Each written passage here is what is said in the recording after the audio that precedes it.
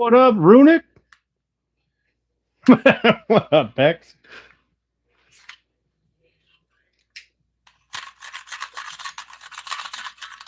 As you can see, I did not do anything out here. At least not with this. It's still in clamps. What up, Papa? Welcome in, guys. Appreciate you all coming in.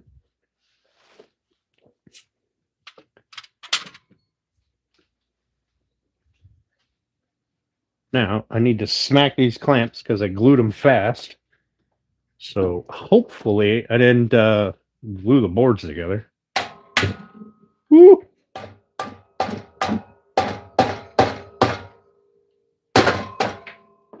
Hmm.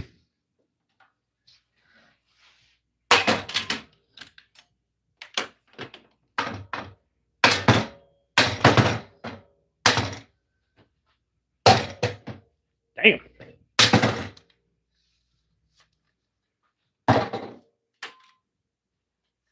All right.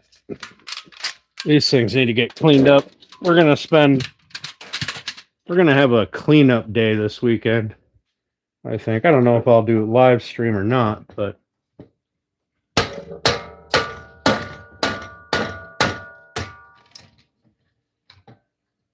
we're going to get these clamps cleaned up, get them waxed. If you wax them, this isn't a problem. I'm just really lazy. Man, where did that nut go? Son of a biscuit. There it is.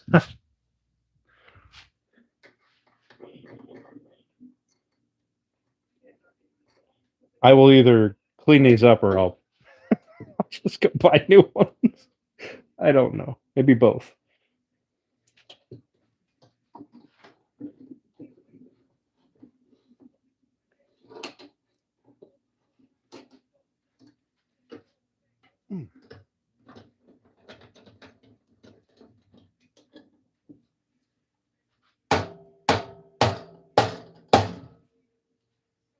This is going to be enjoyable. Oh, I should have prepped these a little bit.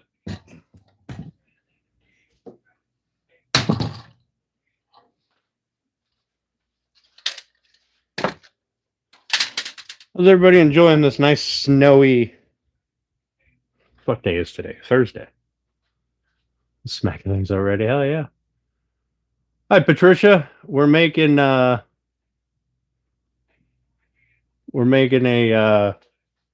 kitchen island thing, a baker's island.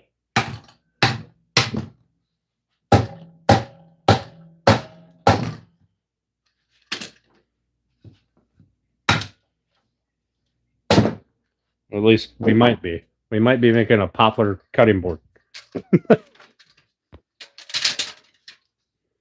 Which I do not recommend. Poplar is not a good wood for cutting boards. But, you know. You do you, boo-boo. Good.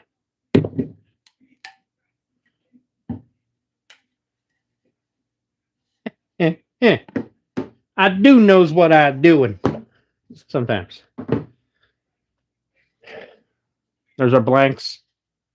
We'll run those through, mill them out. Not tonight. We'll do that later. We'll do it.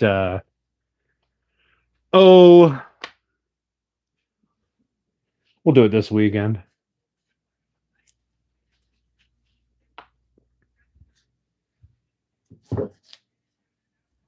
But tonight, what we need to do is we need to know what our final dimensions for these are going to be. And to do that, we need to break out the other clamps, the other pieces, get those out of clamps, and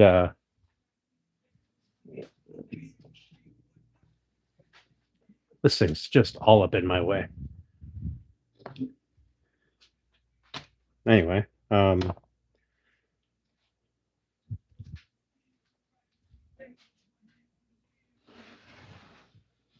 get our stuff marked out here. So we can start getting our assembly together and ready.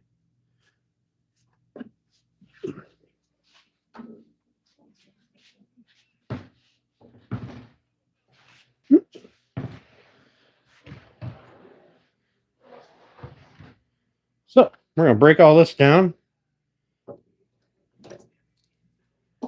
Got to do some sanding. I got to do some routing, all that happy horse shit. But I also need to cut out my marks, or need to make my marks on the box there so I can get them cut out.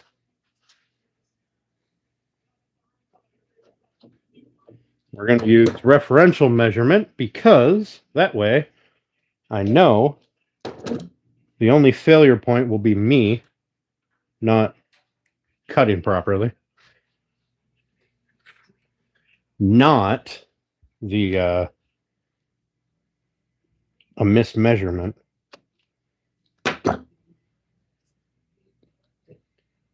But like I said, we do got to sand and route these edges to like at least the long sides. We don't want sharp edges on the long sides. We don't want a sharp edge on the bottom. We don't want a sharp edge on this inside top. In fact, about the only place that a sharp edge is okay is on the very top because it's going to be covered, and here because it's going to be covered. And then a little bit up the sides here.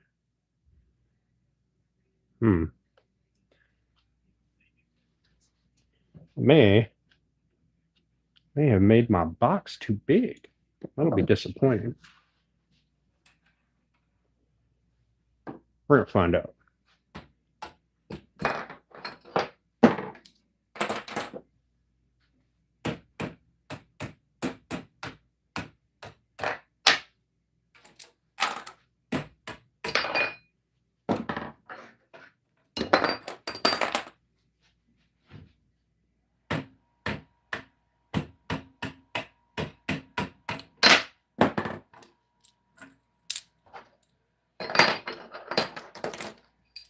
If it did, I mean, ultimately not going to matter because the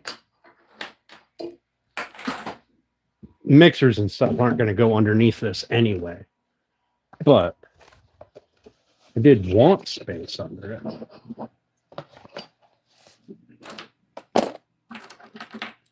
Storage space underneath this is more for, you know, your bowls, your other nonsense.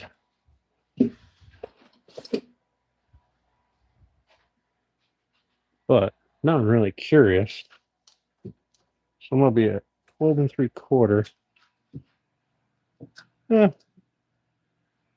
little shy of 12 3/4. That gives me 13 1/4 up under to the top of, or to the bottom of that.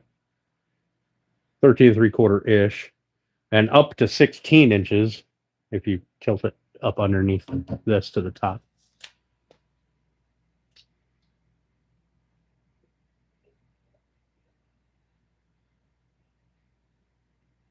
It's making a mess.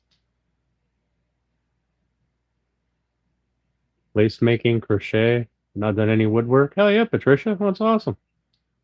Hey, TJ.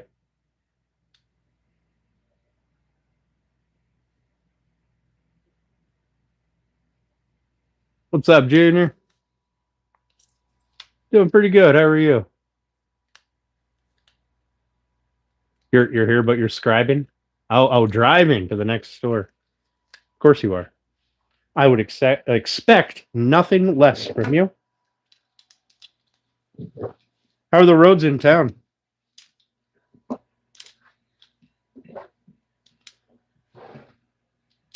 know, I seen a buddy of mine did an interesting clamp setup. I kind of dig it. It's kind of cool. I may have to steal it from him. Absolutely terrible. 200 plus stickers and a couple shirts today. Hell yeah, Jaden. Get after it, man. Get after it. I do kind of like the fire on the TV, so I'm kind of thinking that that's going to be our thing. Um, whenever my buddy Turner is not on. What's up, man? Hmm. Yeah, yeah. I'm just kind of waiting for it to warm up the roof there a little bit. Listen, if the place burns down, I make out. All right. And if it burns down from a TV, I feel like it can't possibly be my fault.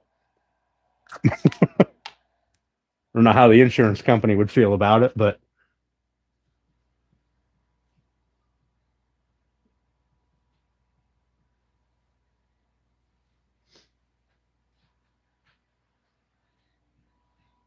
I'm gonna have to start giving credit to this video if this is the one I'm gonna use all the time. It's just a YouTube video. It's not anything special.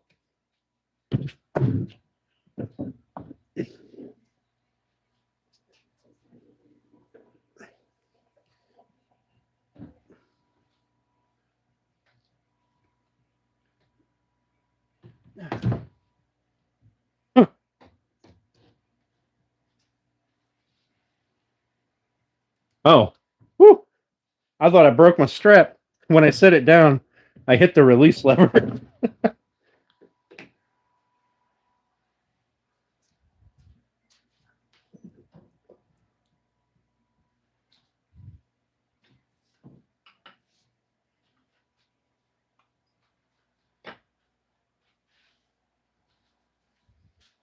All right. I don't want to put these over there again, so I'm going to put them right here for now.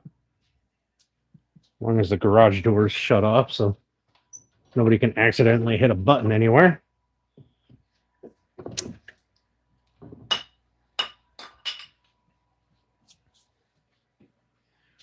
I wonder if I can stiffen those pipes so they don't bow in the middle. Like, I don't know, maybe jam another pipe inside or a piece of rebar or something. Because the bowing is kind of annoying.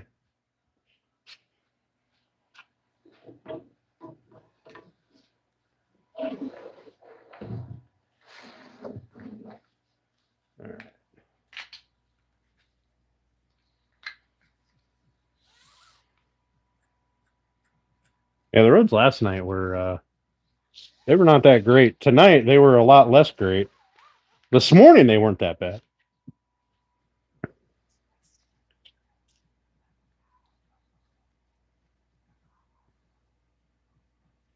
You go get gas tonight? Of course you do. Why wouldn't you?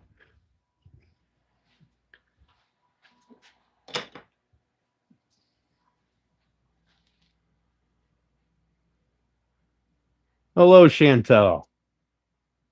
How are you tonight? It's a must do now. Oof. Listen, I have to go and get. I have to go to the gas station tomorrow as well, but I got gas this morning.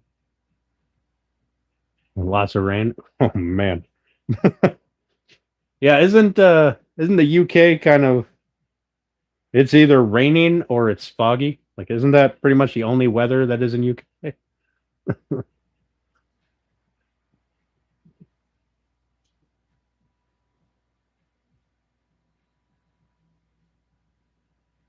What up, Francois? Nice wood. Thanks, Kathy. I appreciate it, buddy. Not as nice as your wood, buddy.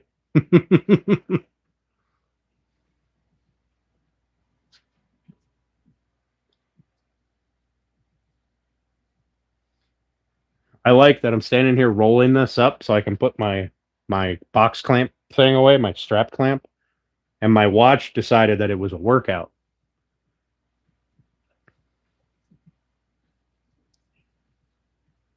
Oh yes, yes. Bex finally has some Danwood in her life. Bex, did you also get the board butter?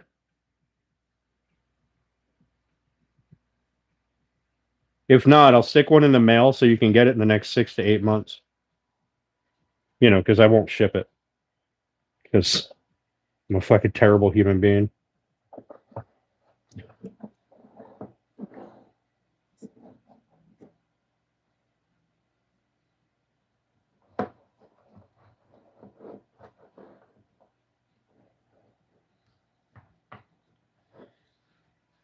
You know, I actually had somebody tell me that wrapping my strap up like this, right, and just clamping it down was ruining my strap clamp.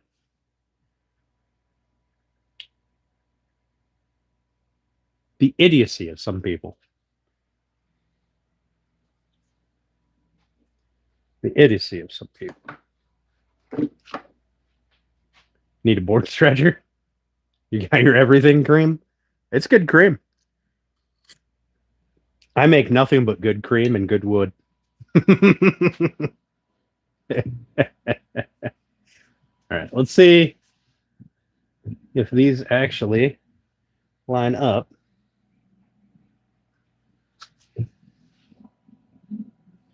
Look at that, they actually do. Oop. Yeah.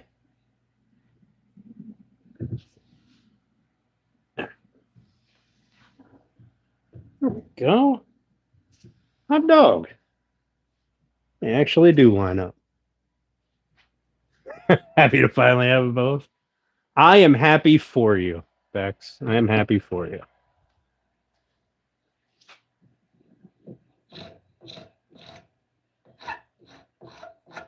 All right, so all I'm going to do is kind of scrape these chunks of glue off here, and then I'm going to flip them.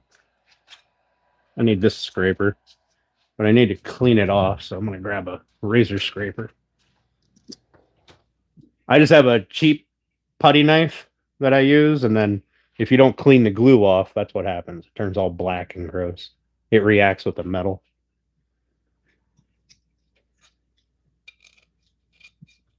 Yeah, Steph is pretty stingy with my wood and my cream. She's got to get something out of it if she's going to give it away.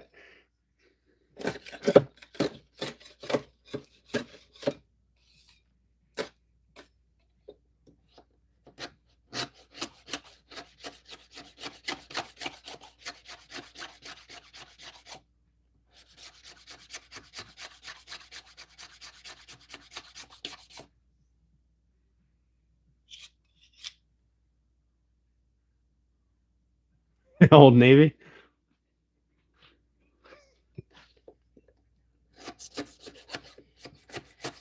All right. Well, try not to laugh too much at the things that you hear. We don't want anybody calling the men in the white van to come and pick you up.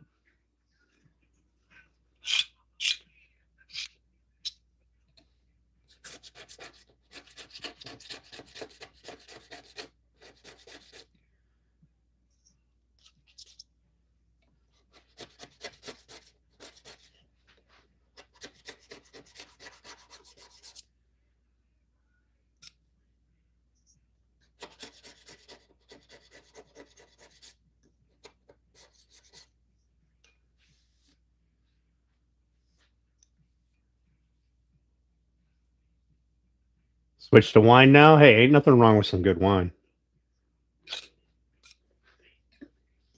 My issue with wine is when I open it, if I don't finish it, I feel like I'm wasting it. But I'm glad you guys can enjoy the fire.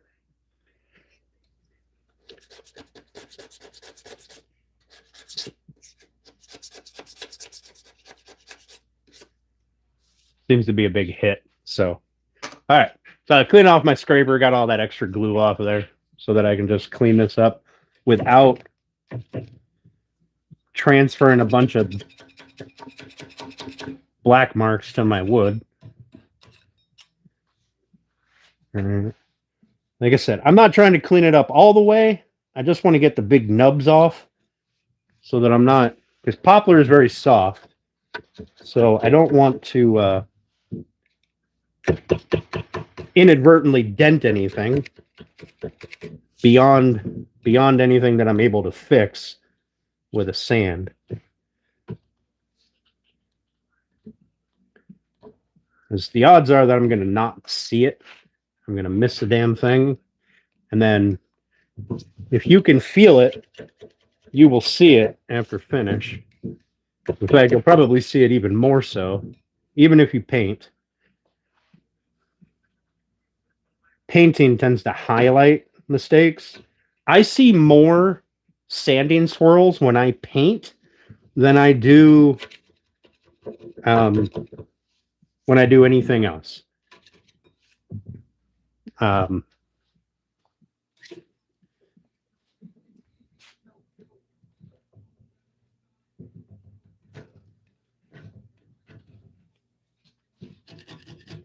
not sure why it highlights them so much, but boy howdy, it's a bit annoying.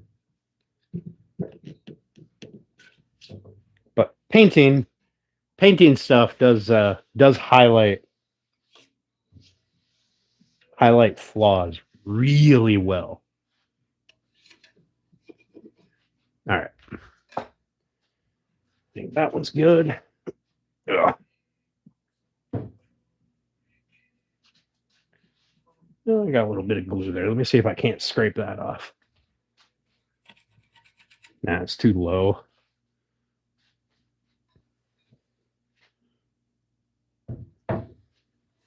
Now, I did pick a front for these, which ultimately doesn't matter. It can be, I can flip it around either way I want because they're both exactly the same. All right. But if I mark it as front and then I stick with it, it'll helps me with my assembly more because then I'm not, anything I do, I know I want the front facing out. So when I put them up and I attach the pieces that go here to connect these two together, I will know what's front and what's not. I won't accidentally drill holes in the wrong side of, this half, but the right side of that half. You know what I mean? It helps. It helps for keeping everything flowing, I guess.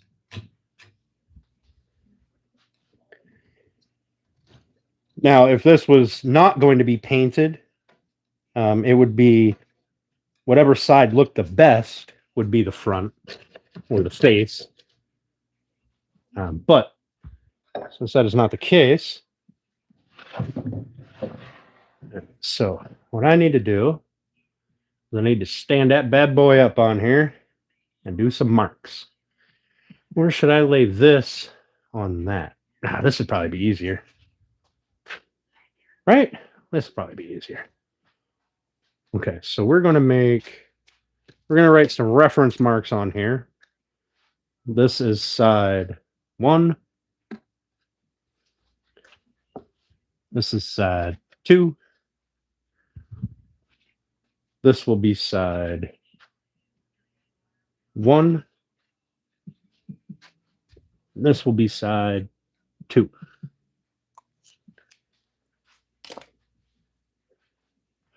So I want this over here.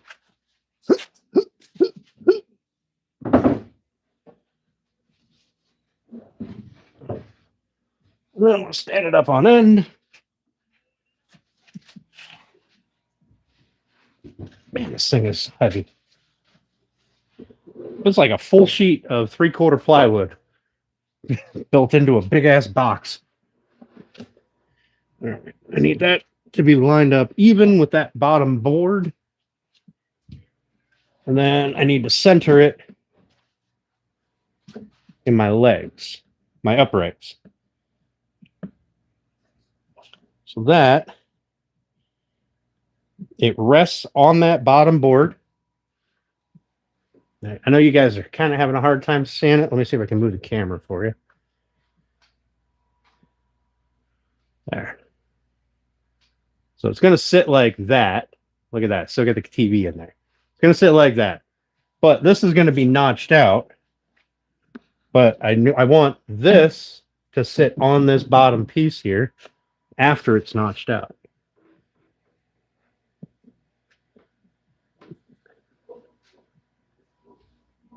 That is going to be part of what holds it together, gives it some structure.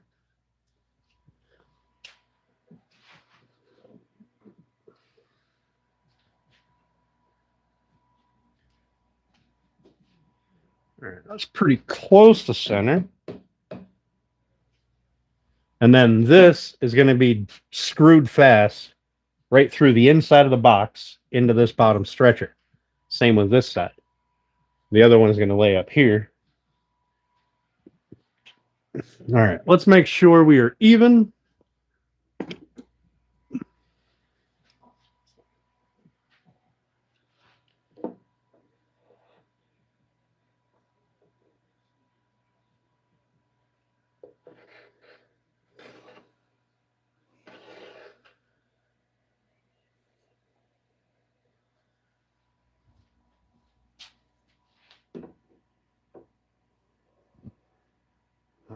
We are. Whew. We are a hair.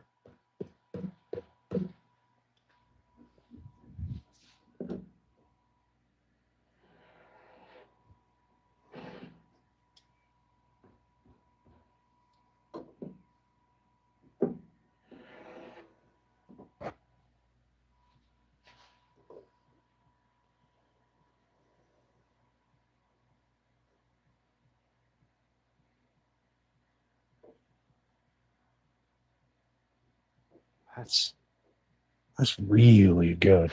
Okay. So now what we're going to do is grab my pencil. We're going to make some marks. All right. So I want this to be nice and tight. So we're going to put a little mark there. I need to sharpen my pencil. What are you guys talking about while I'm over here fiddle faddling? I need another box. What do you need another box for? Is yours old? Sorry. All right, Patricia. Have a good night. What's up, Robert? How you doing, buddy?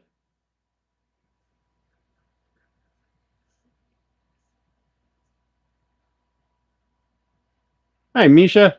We're getting ready to start our assembly. There's still a lot to do before we can start our assembly, but we need to notch out the box so it drops down into the frame. And since both of our frames are ready, we can get our marks drawn up and make life easier on us.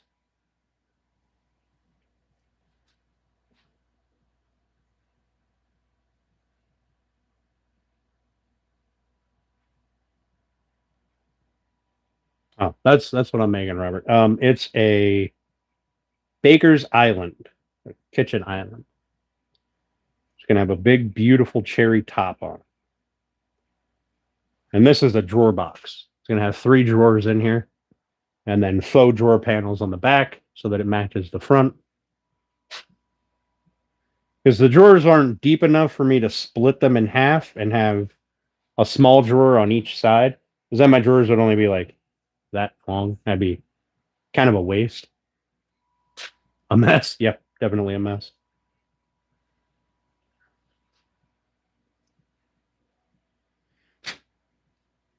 Sitting here wondering why I can't sharpen this, and it's because there was a piece of a tip stuck in the end of my sharpener.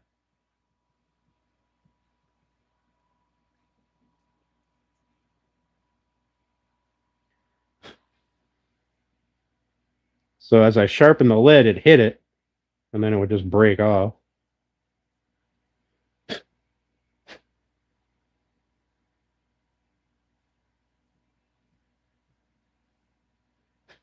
There we go. All right. So I got a little mark there. We're going to put a little mark here.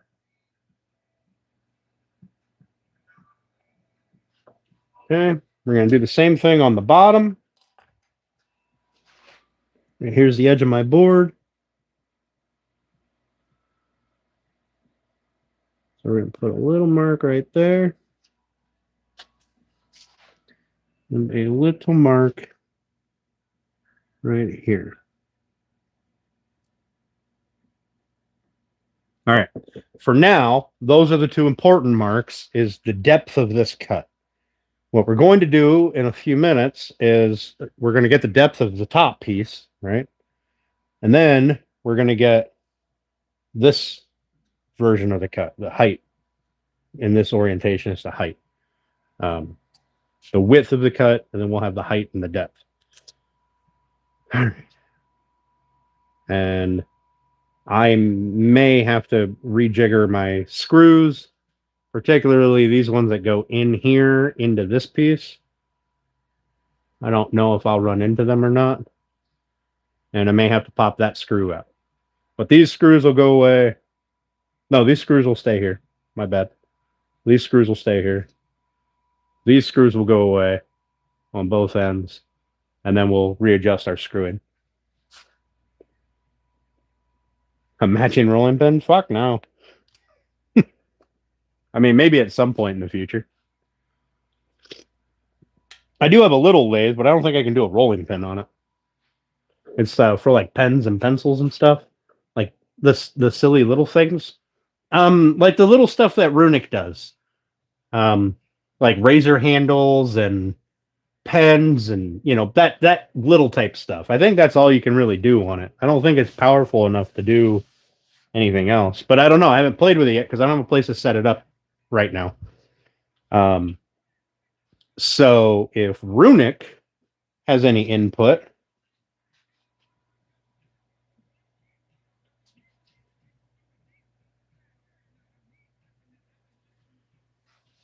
did I not write a 2 on the back of this somewhere? Oh, I did right here. All right, good. All right. So we're going to put this one on. And once we get this all done, it will give us our width here for how long we need to make our cross pieces. But the only reason that I want these to line up on the bottom is so that I know I'm not in here kind of cockeyed. I don't want to have everything be a little shifted. I should probably put something on the piece of wood here. Something to give some weight back here. There we go. Look at that. Works out.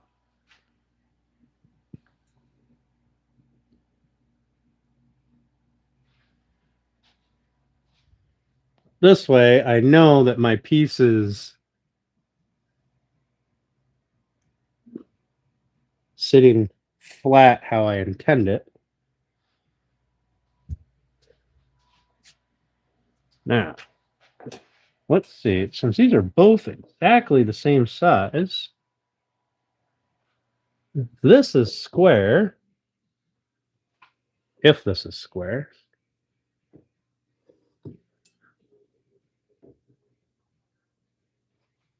Then that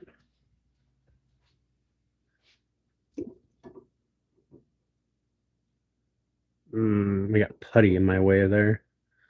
But I would say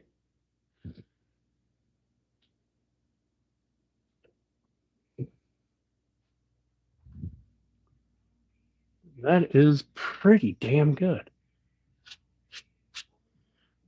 So, just so you guys understand what I'm trying to do here.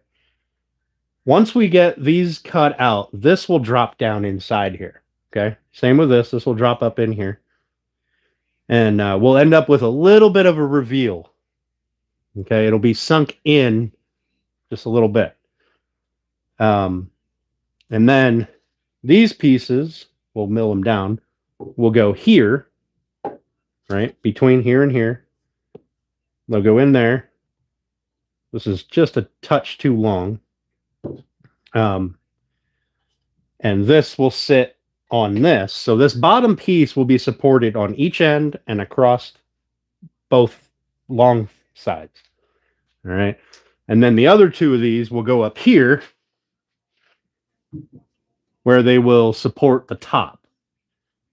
Okay. They'll be sitting up here nice and flush, supporting the top.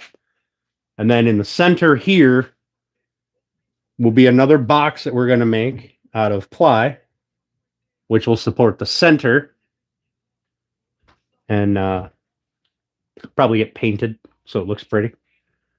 And then the box will be anchored through the inside of the box into these stretchers and into these smaller stretchers. Thanks, Addicts. I appreciate that.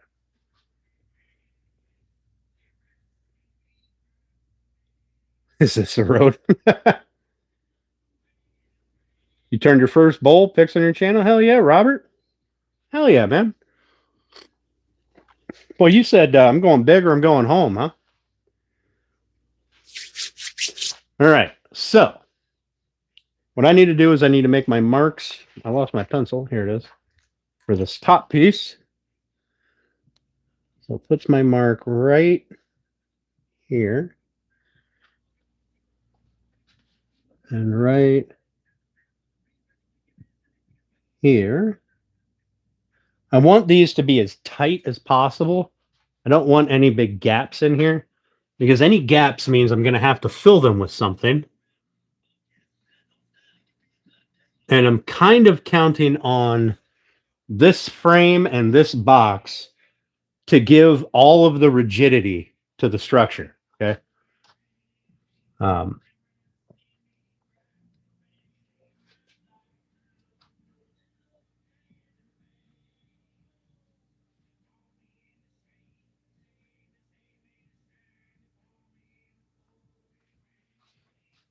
Since I have this one on the top, I can draw my lines a while.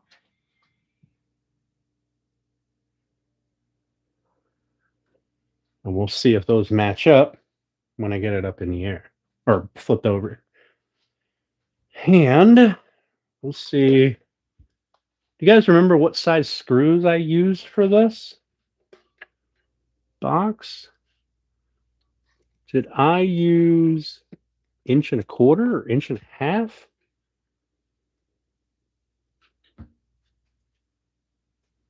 Well, let's see. If I used 1.5 inches, I'd still be okay. Let's assume that I sunk them in that much. 1.75 inches would be my absolute limit before I'd start running into screws. So I guess I'll pull one of these out and see how long that screw is so I know. Because then I don't have to chip out this putty that I put in here. I can just sacrifice those 6 screws and call it a day. That one will miss. There is none there.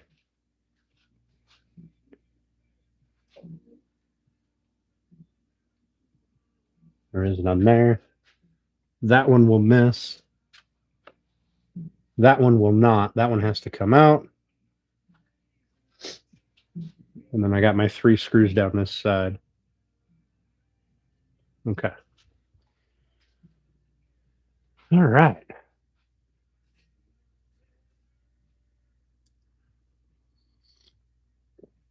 What is it exactly? It's going to be a kitchen island.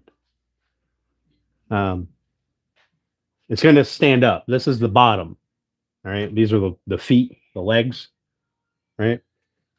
This is your storage space, your open storage space, and then your top will go here. So it'll be standing up.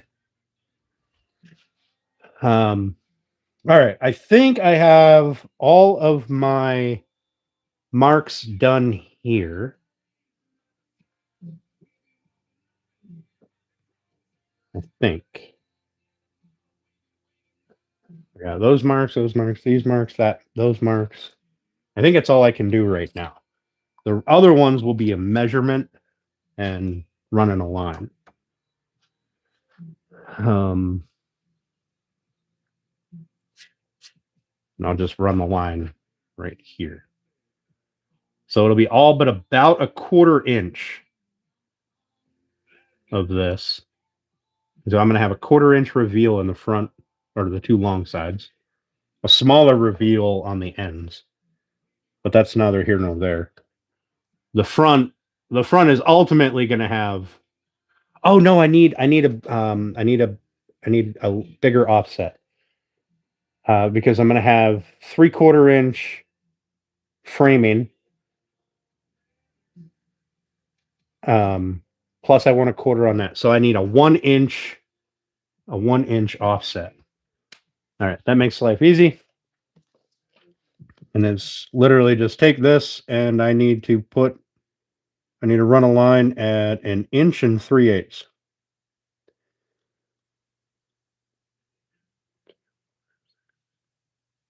7/16. 1 7/16 inches. Now we'll do 1 3/8 inches. We'll give it 1 3/8 inches.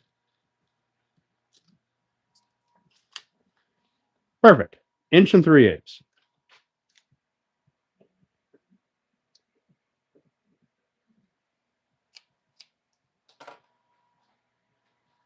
All right, let's get this torn down so we can set up to cut this box out. I'm going to be on this side so I don't fuck anything up. Oh, I don't know who you are. Whoever sent me an email. I got it. Was it Monday morning?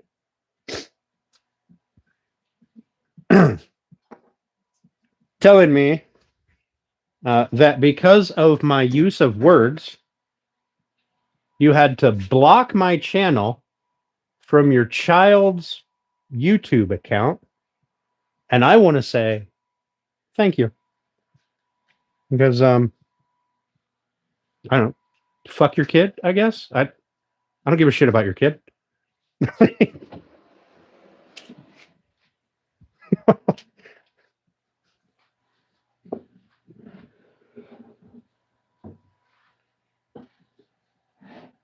There. Let's see if I can drop this super soft poplar on the floor.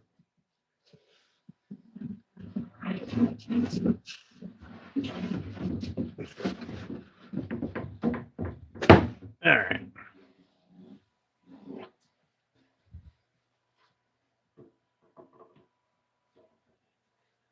Okay.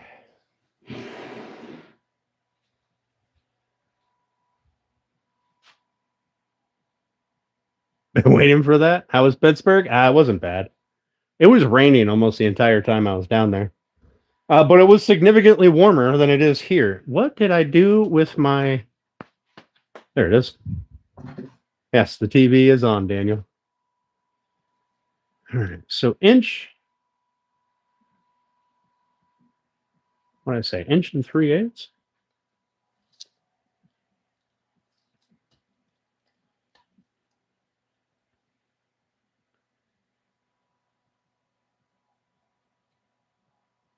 There we go.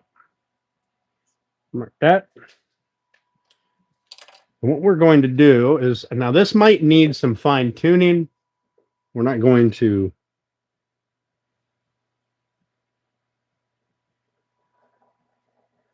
We're not going to attach anything without doing a fitment, obviously, but... And that little bit of putty I got right there is really annoying.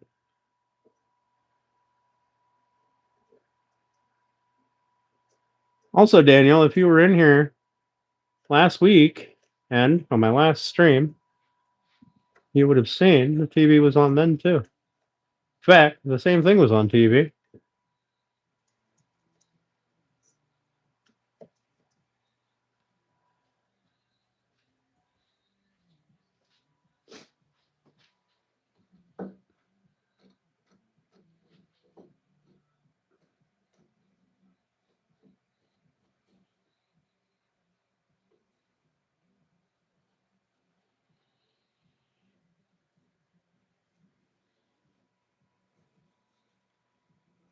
So what I will probably do is I will leave the line when I trim this, and with the exception of this line I will take. Well, I might actually leave a line for that too. And let's see. There's my screw. All right, that one will be fine.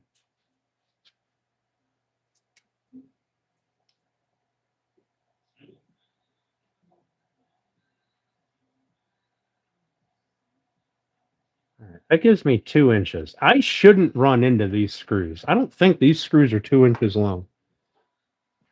But I do have to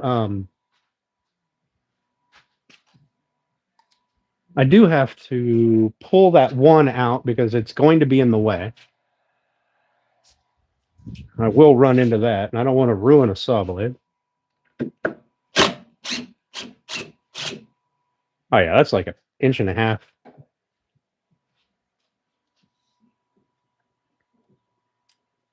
Yeah, that's 1.5 inches screw. So even if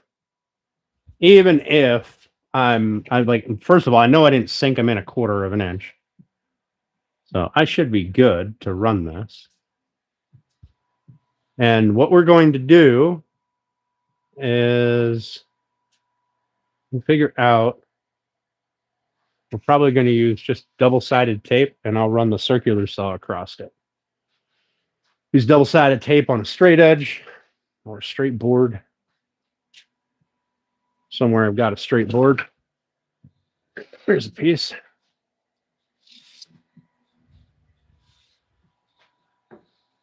Is that straight enough? All right, my lines line up. That'll be straight enough. So we'll run double-sided tape, stick that down, and then we'll run the circular saw across it if I have a battery charged for it. It's a Milwaukee, so I don't generally charge these batteries. Better throw one on a charger now.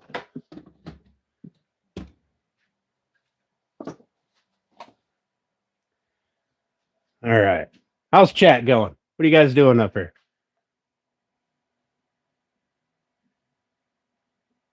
Heard you say heck once.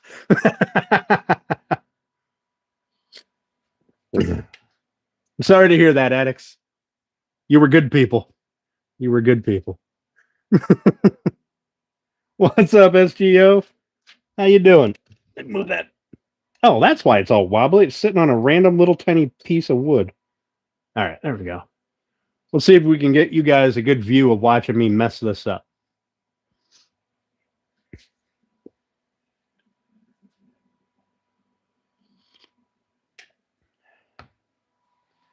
All right. So, double-sided tape.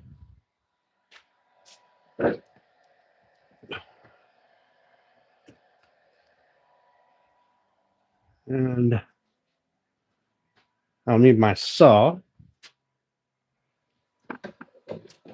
So what I'm going to do is I'm going to make sure that I cut through each long piece, and then the ends. I'm not going to try to get my saw blade to be the perfect depth, right, to make a nice tight corner. It's a circular saw. It's not that great. All right.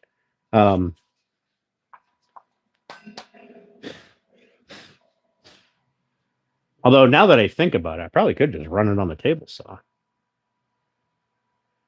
But I'd rather chew this blade up. Never know when flat case is done. You know what? I have to find out what's taking so long with that glass, because I'm really running into a time crunch now, trying to have that to you by Christmas. Because I still have to finish it. Like it's not done yet.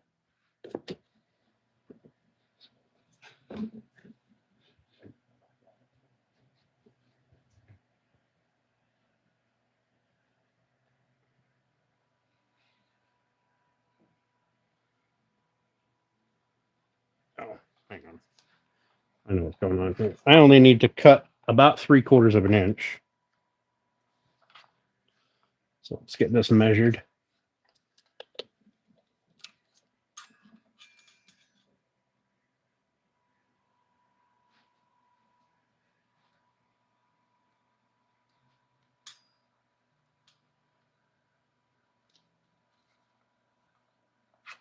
Ooh.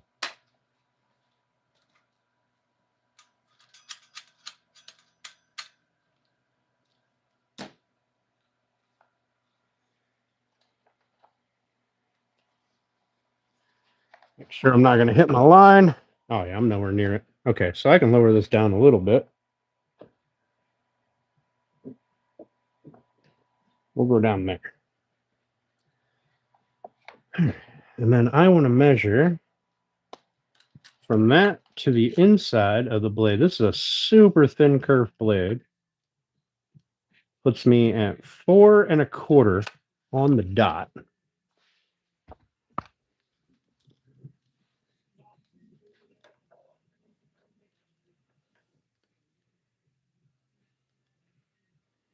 So we're going to line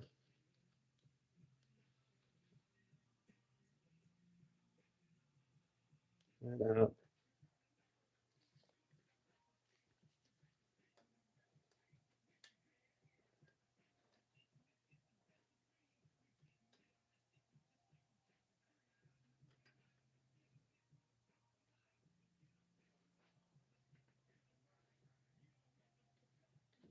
Oh, fuck, I moved it.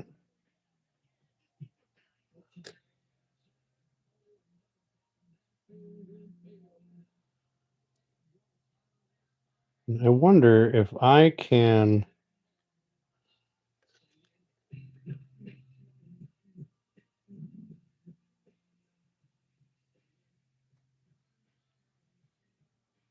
All right. So now I should be able to go like so. We'll go like this.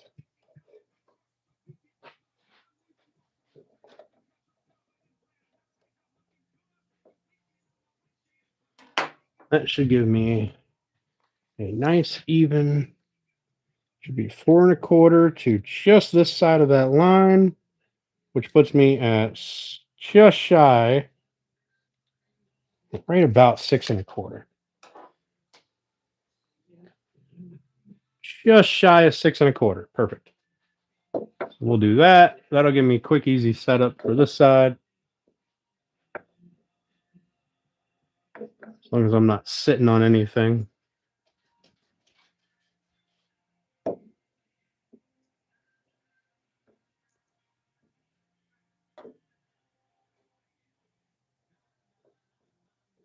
There. It'll work out great. All right. Make sure that doesn't move. Tighten that a little bit.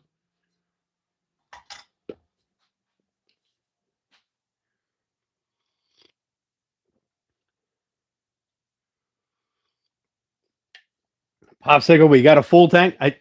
Have you ever filled your tank? If it's late, it's late at this point. It's not you. Well, it kind of is me though, because I slacked on getting it in there in the first place. I should have been. All right, so I did all of that just so that I could do this and put some strips of double-sided tape on here. This is good double-sided tape, so I probably only really need 2 strips, hopefully.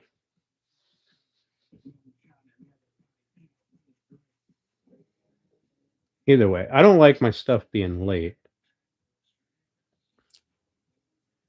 I know it doesn't look that way sometimes,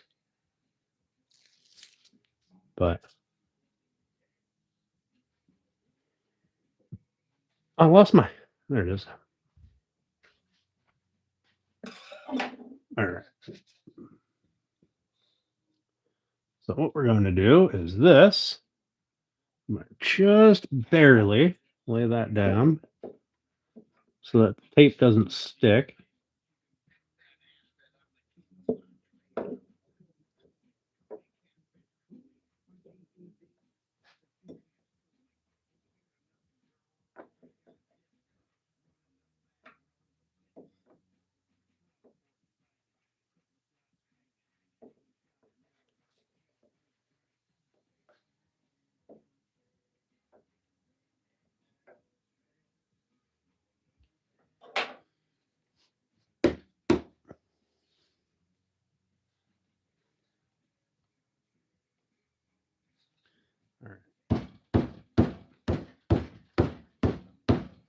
I don't want to push on it.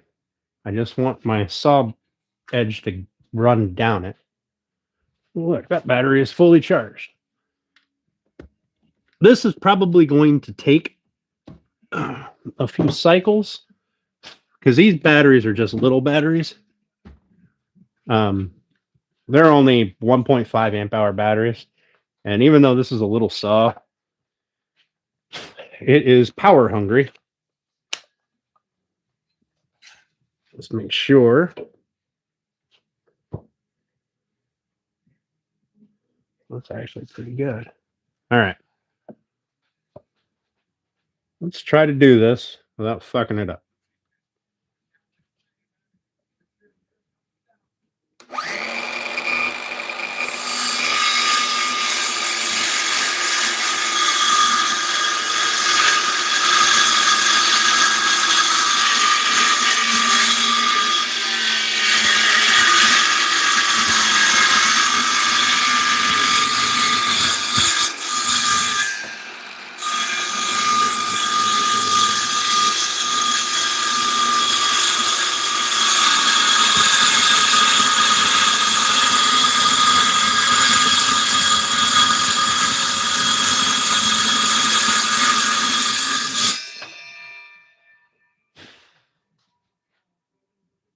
All right.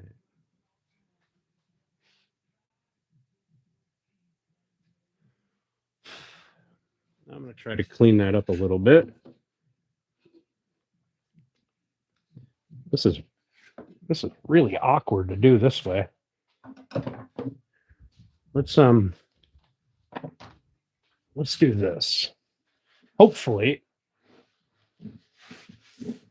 this piece of plywood here doesn't fall off. All right.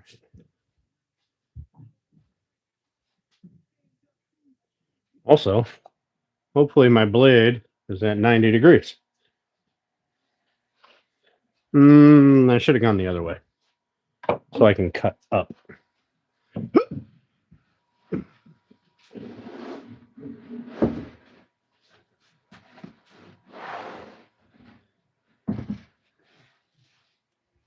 So there's no way I can cut through anything. Yeah, I've missed that screw by a good margin.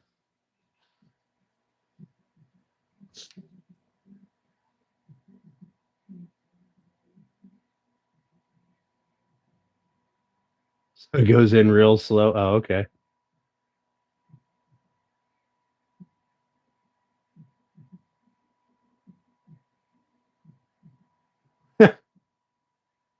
What up, Grass?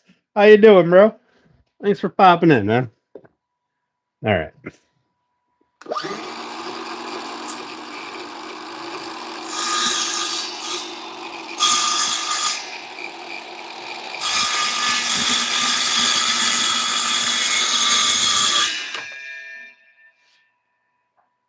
I'm a little concerned that didn't match up with my line, but where's my tape measure? I needed this to be what, an inch? Or what do I need this to be? Oh, I didn't measure this one. I just marked it.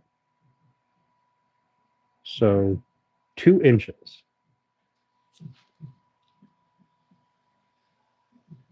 Oh, that is straight. Oh, son of a bitch. All right. So my line that I drew here initially wasn't straight. All right.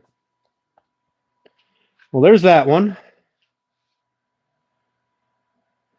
Now I'm going to readjust and do that one down there on the same side. And then I'll reset my gauge so that I do the short side. What's up, Julie? How you doing? YouTube don't tell you when you go live anymore. It doesn't tell me when Justin's live either. Although I did see a post that has saying he was going to take care of some other stuff first, and YouTube was going to be kind of secondary for a while, which I hope he's doing okay. All right. Now, I don't trust reusing this. It's still super sticky, but I don't want to take the chance that it falls off and I'm mid-cut.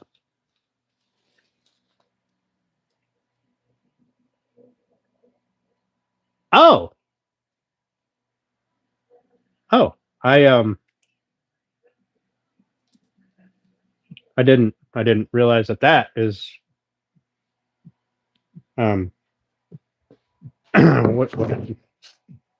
what had happened.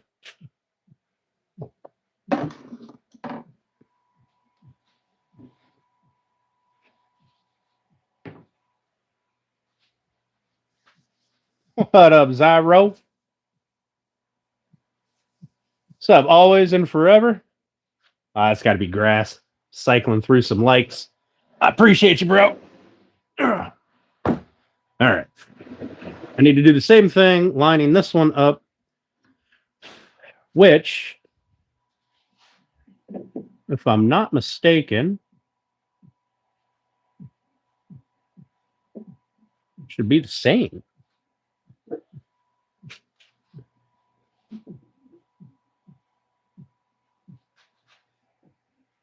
Yeah.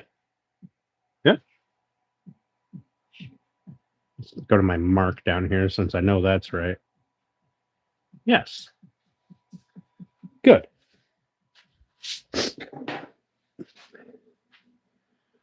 Yeah. Sorry to hear about that, Julie. I mean, shit happens, I guess. I'm sure you had a reason.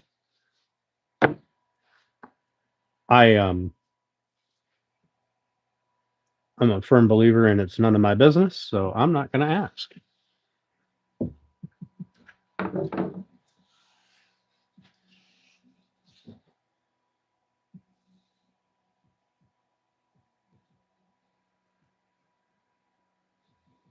But I hope you're doing well. That's all that matters. All right, make sure that's pressed down nice and tight. Now this should be 4 1/4 from my line. It looks like it will be.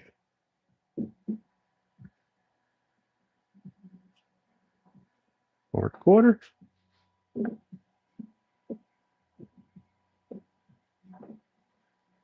Four and a quarter, but not 4 1/4 off of that. All right.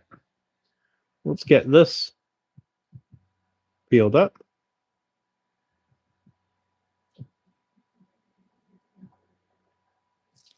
But now at least I understand why I'm not getting notifications. It's not entirely that YouTube hates me, just partly.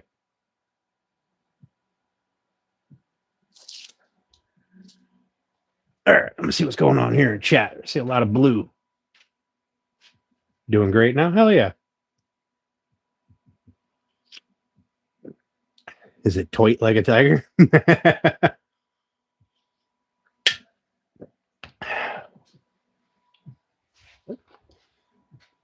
All right, and then this one I am going to have to cut that way. So I'm going to spin it around.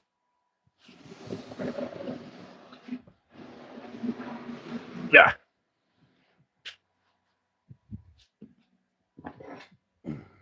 Well, I'm glad you're doing good, Julie. That's all that matters. Fuck them. Fuck them all. It don't matter.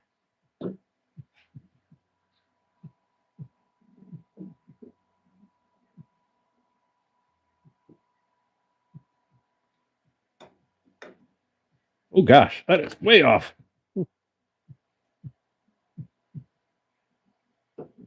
Trying to do this with the wrong hand here.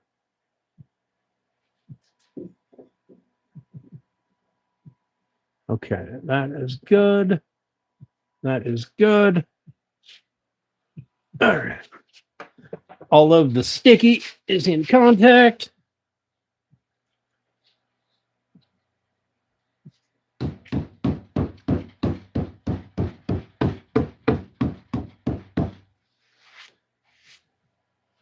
All right, let's grab this. I don't know. We'll put it over there so it's kind of out of the way. Flip this down. Move that off to the side. So I can't possibly cut into my table. You can almost feel your fingers and toes again. Hell yeah. I know it is a bit chilly out there. All right, let's angle that down a little bit so if I mess this up, you guys get a good view. Are you the one that fucking emailed me, Jim?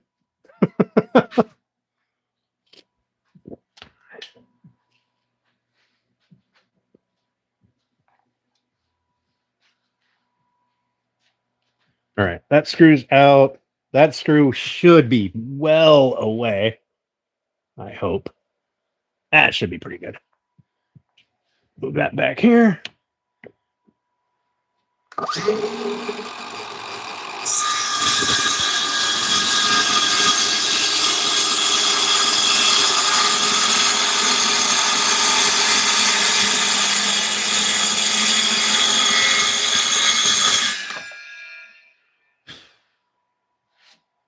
All right. Let's see if I fuck that up. Oh no, that's there we go. Now it's there we go. All right, I think that'll be okay. I'd rather have it too tight, so I have to work it down, than have it too loose.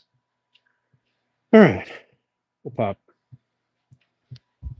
Let me run this through here. Make sure that I'm against my board the whole way. And I am. Good. All right. I'll pop this off. And we'll reset for this side, which I have to cut this way. So I need to go 4 1/4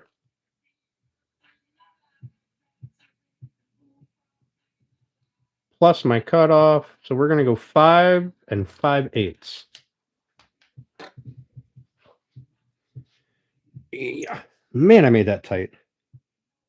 1, 2, 3, 4, 5. We're going to make it a little small.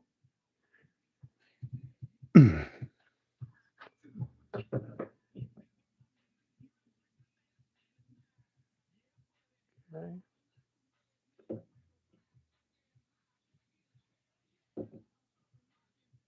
All right.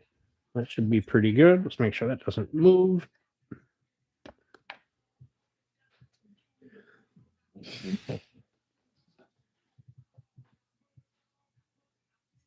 Yeah, I'm not gonna risk it. I've got plenty of this double-sided tape. It was super cheap from Amazon. If you guys want to get a discount on some sandpaper, just saying. Here's my tape. Here it is. I might know a guy who has a 10% off code.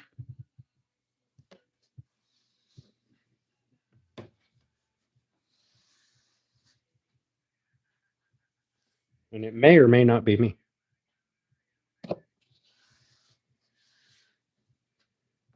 It also may or may not be Elegant Woodcraft. All caps. No space. And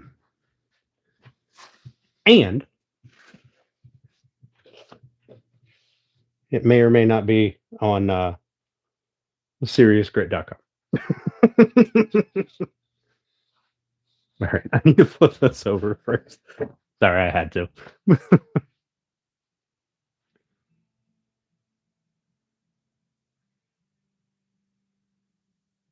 It said wood blocks. What's up, Mike? How you doing, buddy?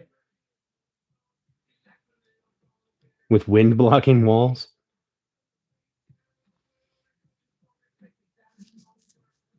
Why are letters on a keyboard in that order? You know, I heard that the reason we have QWERTY keyboards is because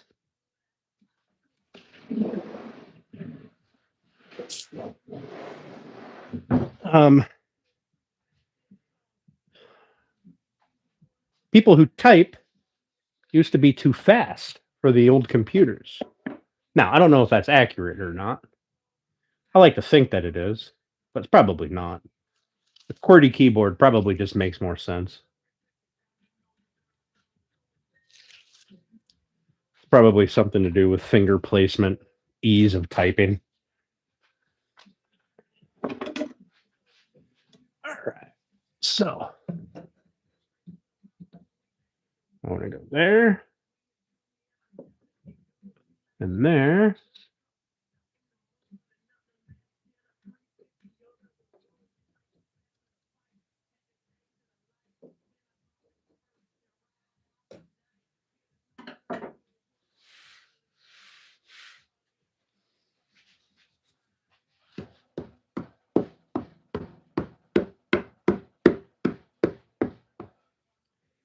You know what I didn't do? Because I didn't do the cuts on that side, but it's all right. We'll get this side first, get it fitted, or at least rough cut. Verify that we're not fucking everything up. And then we'll do the ones on this side. All right. So this one I have to cut up.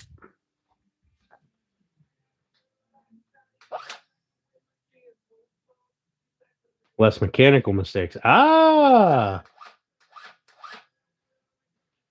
Is that sore subject? Papa has one bad experience with a computer.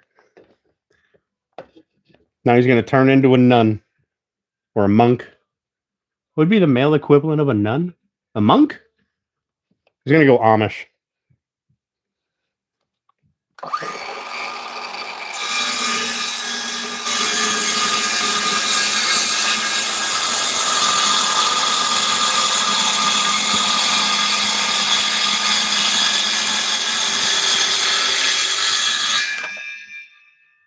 All right, so that is very far away, but might be okay with it.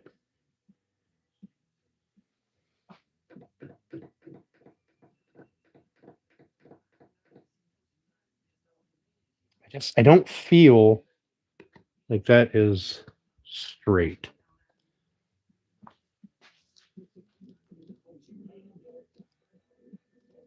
Probably because it's not. Oh, no, it is. 1.25. Oh, nope, it's not. All right.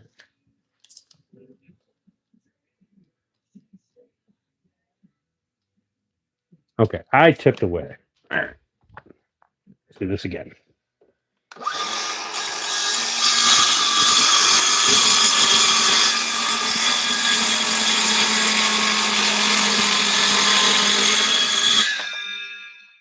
When I got up to the top, I leaned away from my board.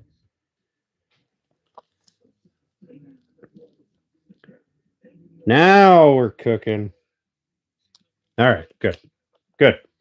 Fixed it.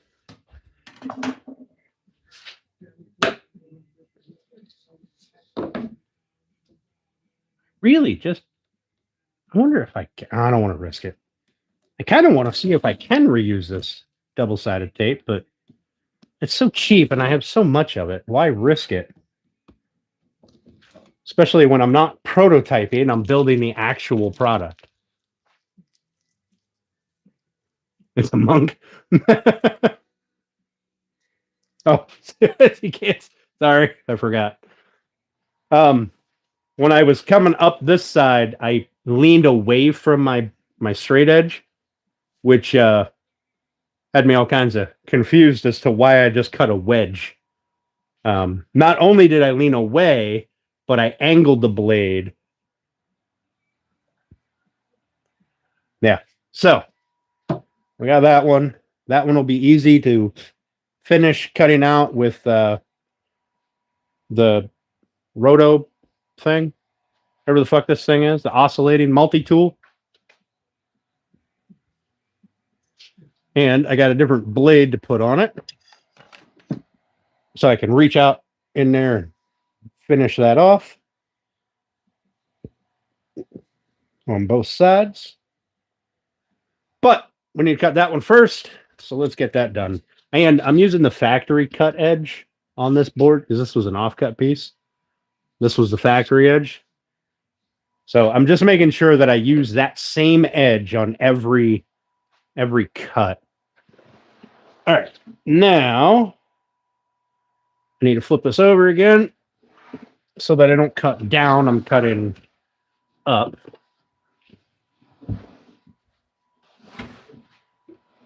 There we go.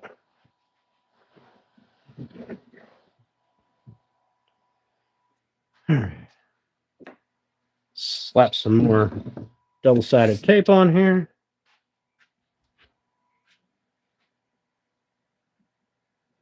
Get an Android, he said. It'll be fun, he said. Hey, if you got an Android computer, that's your own fault.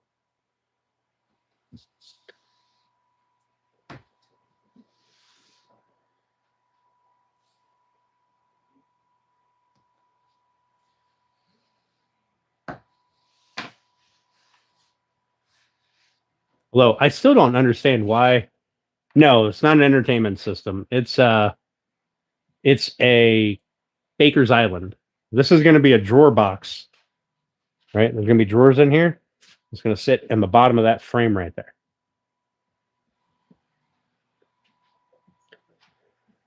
Okay, let's make sure that my measurements are the same.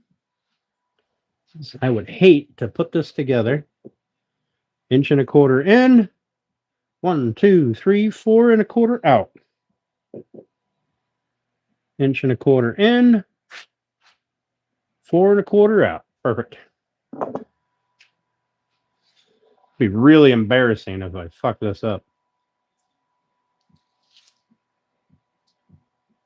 Like, I don't understand. Like, anybody who's seen the channel, like, I don't understand how they think I'm a decent woodworker, because I've watched the videos back, right? It's kind of what I do. I like to see if I missed any like chats or anything. And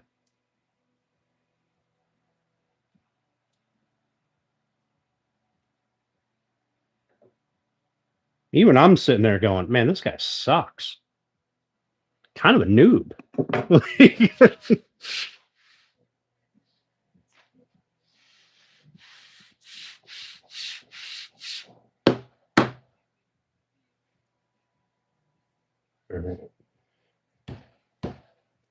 That one doesn't make me happy, but we're going to see how she goes. So let's make sure we're good. Like, I don't know how people watch my video and go, you know what, bro? I'd like you to make me a thing. Oh, need to pull that screw out. I'm going to cut right through that.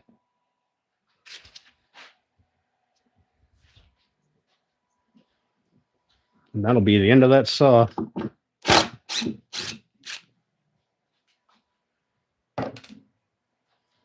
All right. Let's do a thing.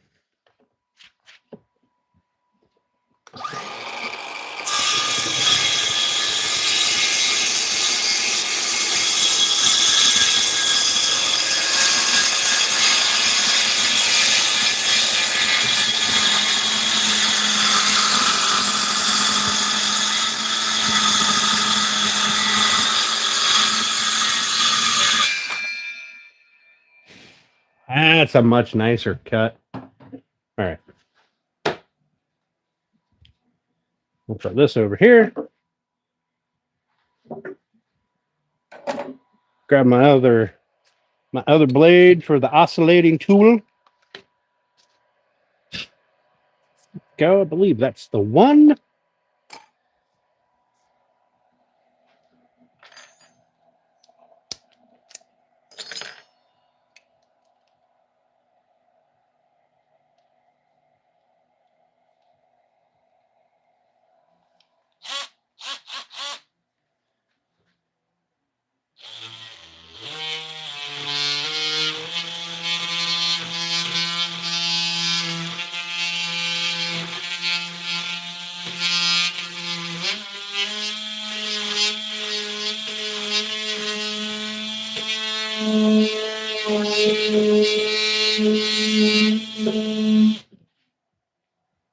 So it'd probably be easier with just a pull saw, to be honest.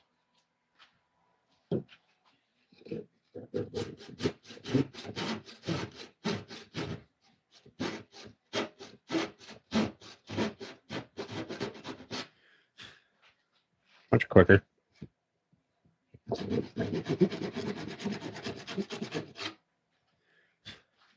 All right.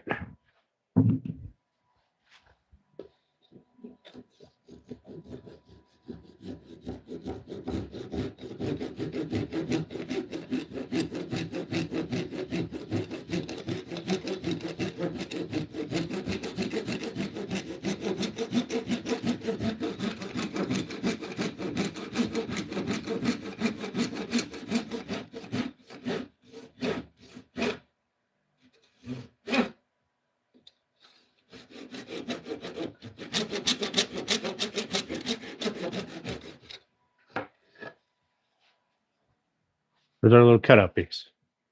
I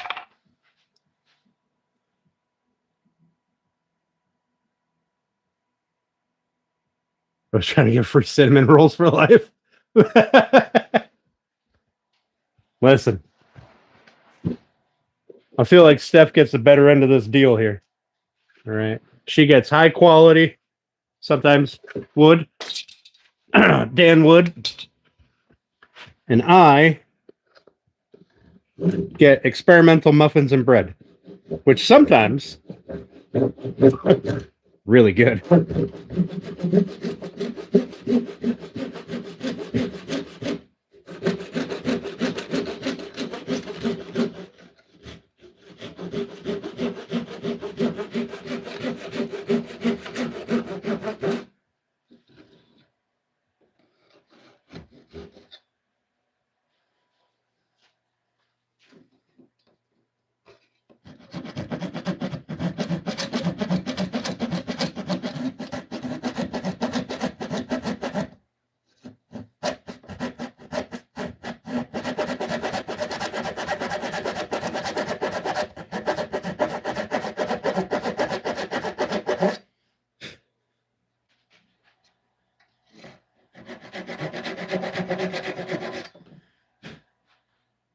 There's the other Phoenix.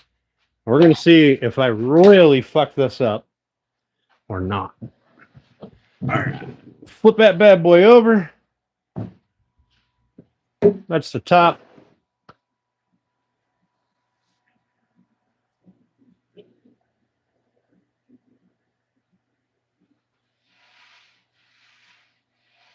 Oh, that's the putty. Goodness, I was looking down here and it looked like a board was doing this, kind of like a wave. It's the Looks like it's the putty. Yeah, looks like it's the putty. All right, good.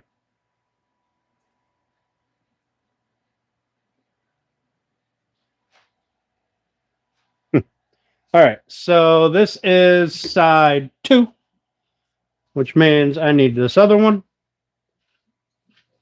We're going to see if this thing fits or if I need to readjust, which apparently I need to readjust.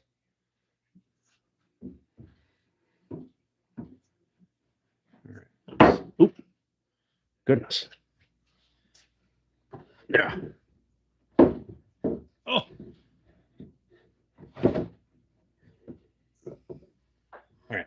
Stay, bitch. That is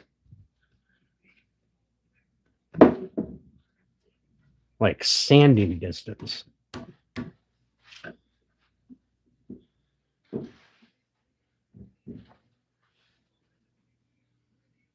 Okay, I see. I see. All right.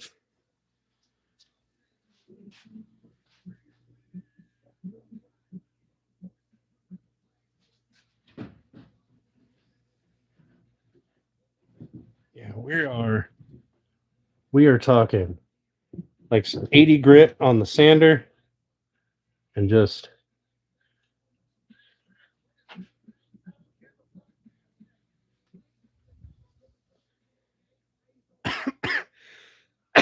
excuse me, just a wee bit. Actually, I could probably do that with the saw. I mean, I'm taking like a hair, like less than a blade width. Well, a regular blade width. I'm gonna try it with the saw. We'll see.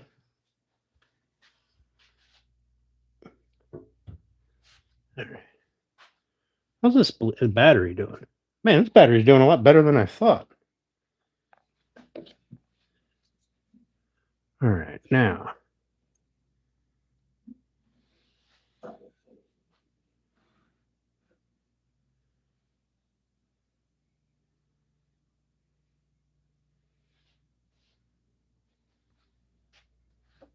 What if I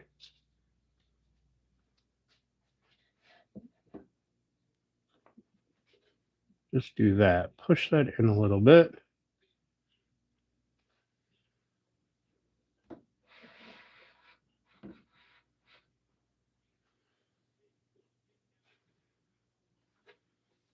Is that going to go anywhere?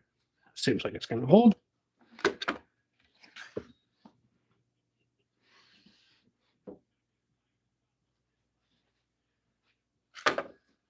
Let's see if I can do this.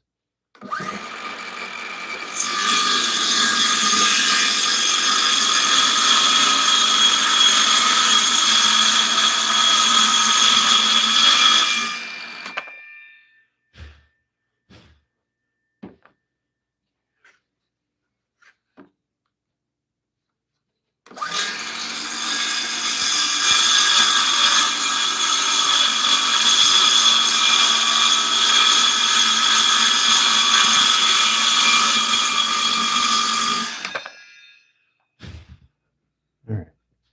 And we'll do the same thing on the other side. Now move you guys so you can see anything, or are you just like staring at, you can't even see the TV. Goodness.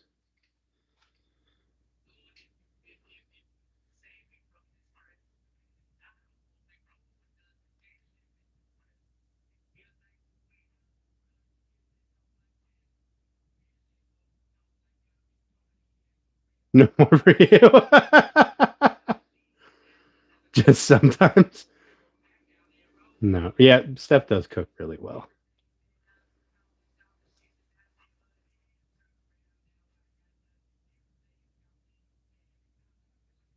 He's liking sawdust. Am I qualified to use it? Hell no. Hell no. I do with my saw. Did I put it down here? I did put it down here. All right. So now I'm going to do this down here. And we're going to push on that a little bit.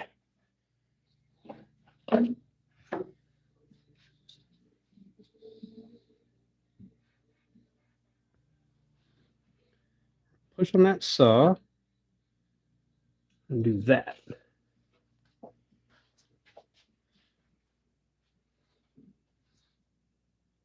Okay.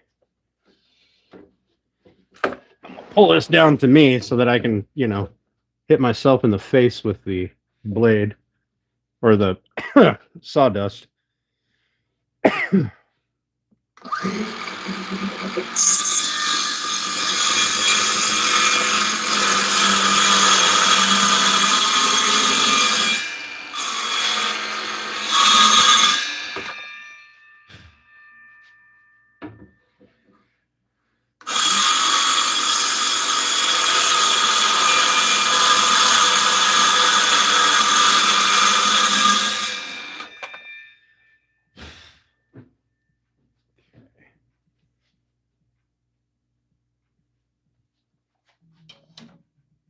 That up there.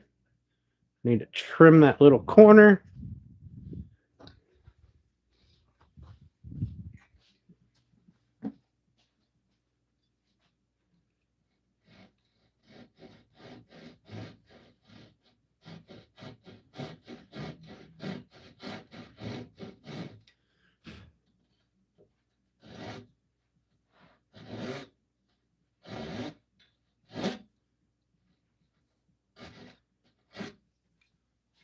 Trim this one.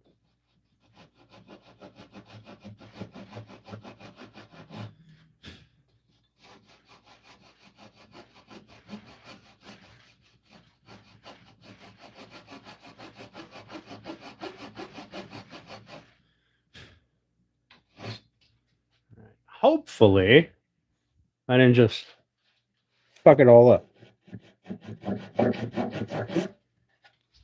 I really don't want to have to fix this.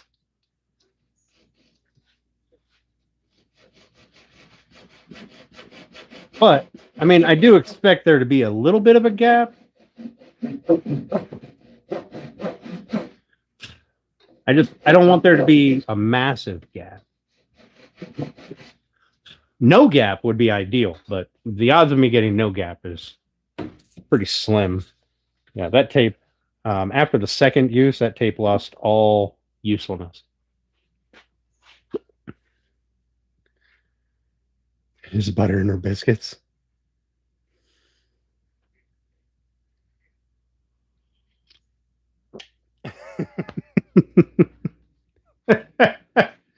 Giggity.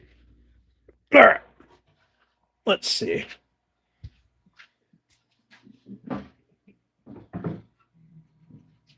This is the bottom. Fuck. All right. Let's turn this around.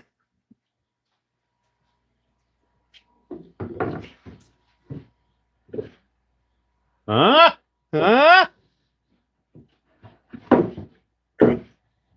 for fuck's sake. Listen here, bitch.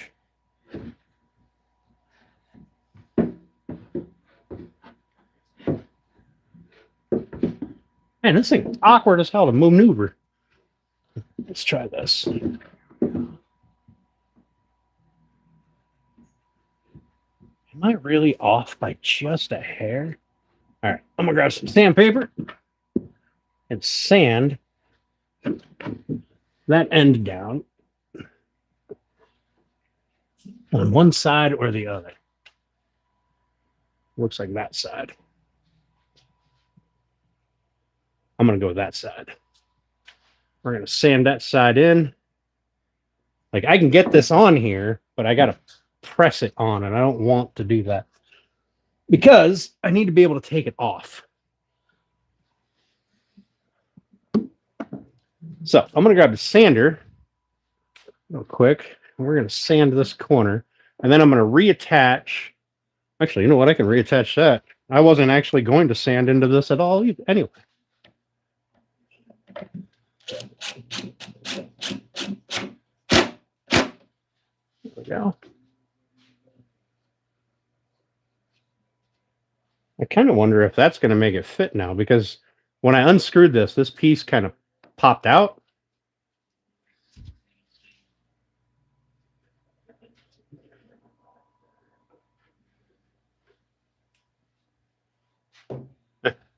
We're going to hit it with some sandpaper.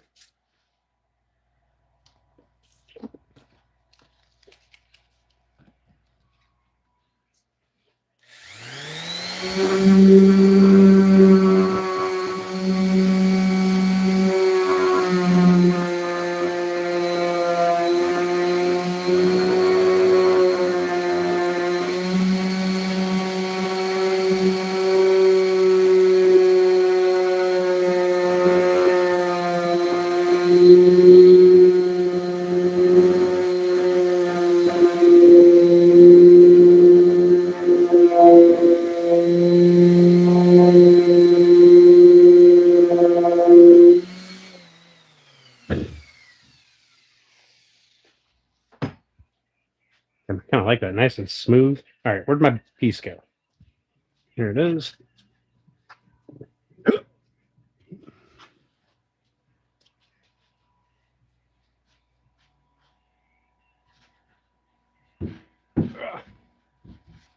Okay.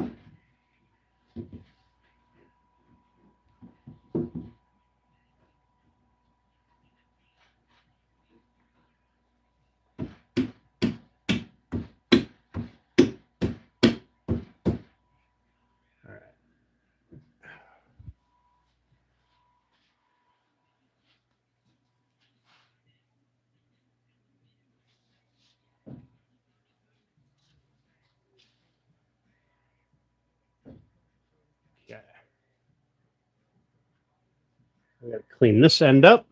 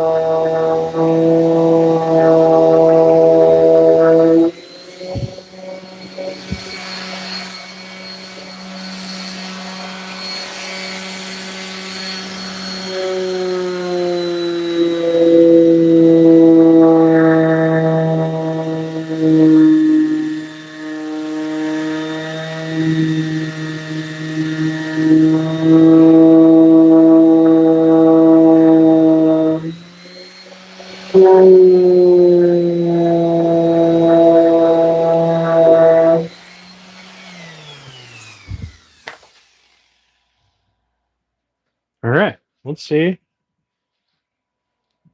if we figured this out.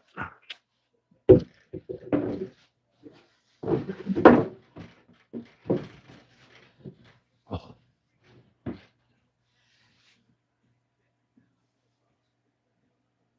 Are you really tight right there? Hang on, let me square this up.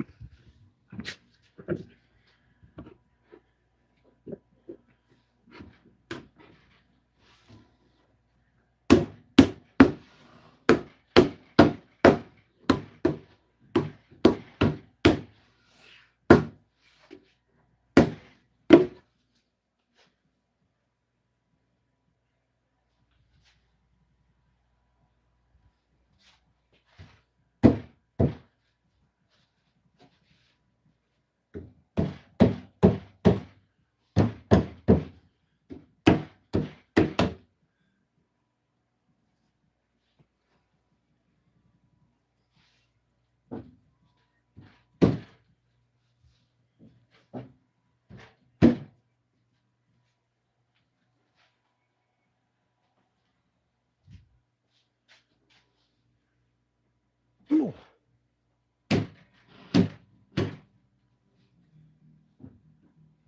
There we go. A little bit of a tighter fit than I want, but I think it'll be okay. So that gives you an idea. Whoop. I forgot to put that board on top of that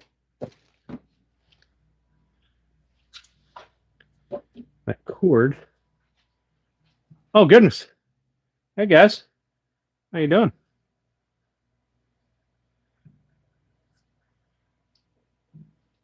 Hey, Brian, how you doing, buddy? I did pop into your live for a little bit on Wednesday, but so that gives you the idea of how it's going to sit, right? This will be up, obviously, right like this. Ooh, can't flip it up like that.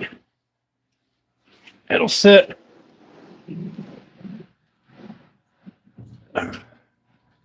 like that.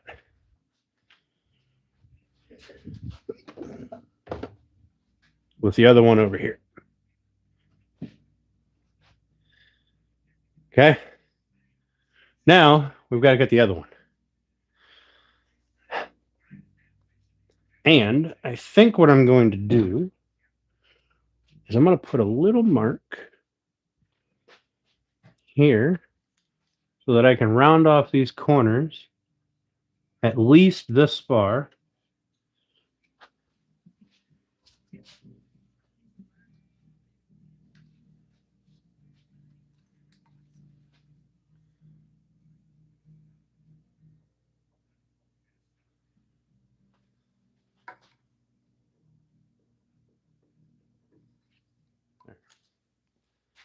I mean, obviously we have to sand everything, so it's going to loosen up the fit a bit.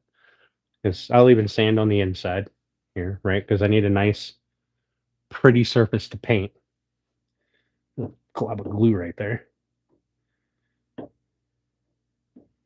But that's one side, and I've got plenty back here of a reveal that I can account for my frame to fit in. So we'll match it on the front. All right. Let's get this thing off. And get the front cut. Oh, goodness, that's heavy.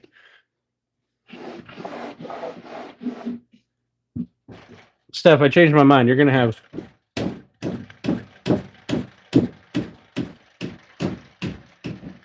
You're going to have to call a friend to move this.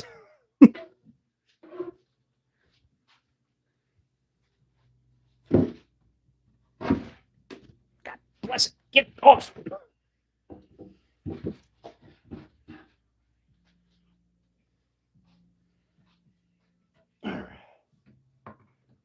That's side 2. Now we do side 1.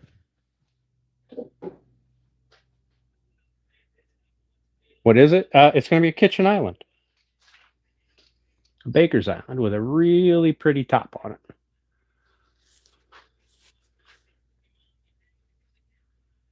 Pretend like you're working hard. A few less biscuits, you'd fit in there better. Goodness. Assembled at her place. What's the choice of wood?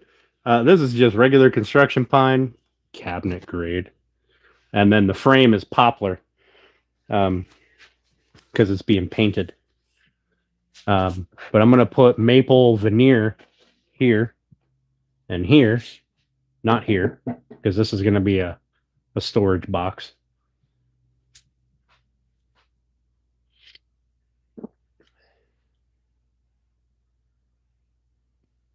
Right in front of you the whole time. The top is going to be cherry. Very similar to... Hang on, I'm waiting for it to load.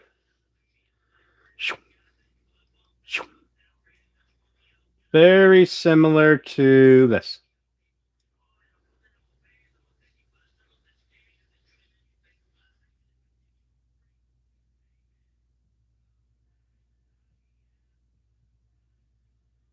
This is called mineralized curly cherry. You can see the curl right here by my blinky finger. It's going to be very similar to that on the top. It's going to be laminated onto ply. Behold my wood. Yeah, those two pieces are runics. What up, Woodlot? How you doing, buddy? Appreciate you coming in. Those two pieces are runics, but I have 2 more pieces that are sister pieces to that. And I have a very, very curly piece of cherry. Oh, hi, Antics. How you doing? Thanks for coming in. I missed you. I'm sorry. Look, we got Papa and we got Mama in here. Got the Chaos Twins. It's like a whole family. All right. So we're gonna call this side done. It's a little tight back here, but and a little tight right here. But I think we'll be okay because I'm gonna sand that down some, so that'll loosen it up a bit. Oh, you hadn't popped in yet? Yeah, if we're not doing your chores. Right? All right. Now, we need to cut this side. So, on the bright side, we only need to make 2 cuts. Okay? Because these, I'm not running the saw across a total of 1.5 inches of wood. Okay? This, I'll put a block against it and I'll run the hand saw in. But we're going to run the saw down here. So what I need is we need to, oh my goodness, fuck, I made that tight. Where'd my other, oh, here it is. Excuse me. All right. So this is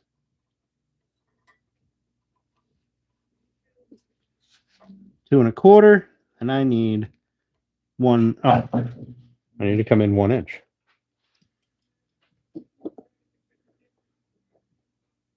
Or I need to come in 1 1/4 inches. I'm sorry. I need 1 inch of reveal. All right, so there we go.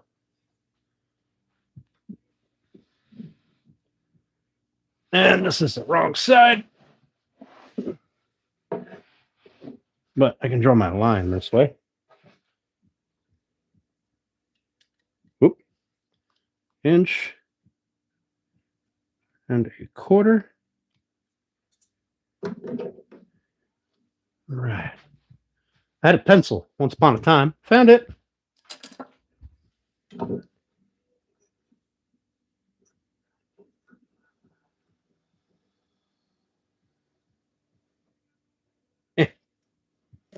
Sticks out just enough there to catch the edge. All right, 1.25 inches. 1.25 inches.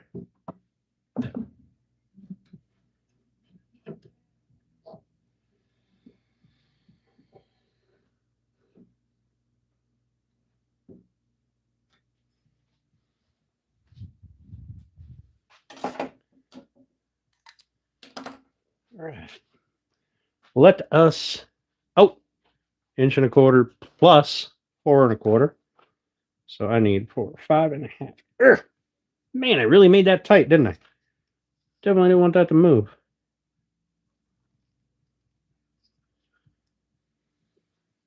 Okay. That puts us at 1 1/4. So that is 4 1/4. Good.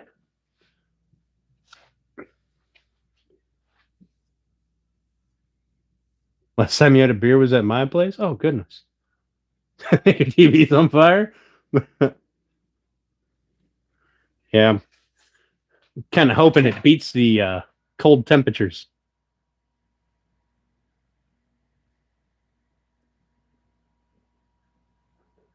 I'm getting more heat, right, Woodlot?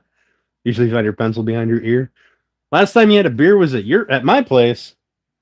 We're gonna have to fix that. It's almost beer time. Oh man, it's way past beer time. I didn't go live on Tuesday. The neighbors got to sleep, so found out you were allergic to pine. Oh man, that's a hell of a wood to be allergic to. It's the most abundant wood ever. So you're allergic to cheap. You got higher tastes, I guess, more sophisticated. You're having one right now? Hell yeah. I'm going to have one here in a few minutes. I want to get this cut first. And then, because I need to clamp it together so I can get my rough idea. Or I need to be able to clamp it together so I can get my rough idea for my stretchers that go from here to here. Right? God, it's kind of important. High-end chick, right? PBR on hand for a change? Hell yeah. Also allergic to cheap? I'm aware. Some Purple Heart plywood. I was not aware that they made Purple Heart plywood. That sounds like Mama over there is going to with her high class having allergies.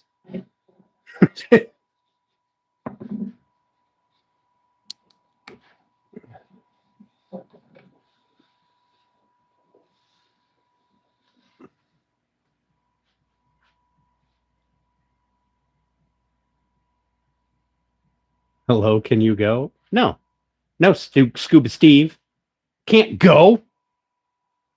I don't want to go.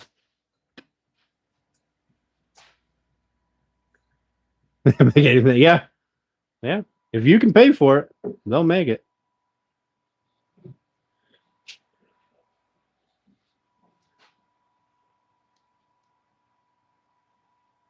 Somewhere out there, somebody is just itching to be told, hey, make plywood out of this. I will pay you dollars.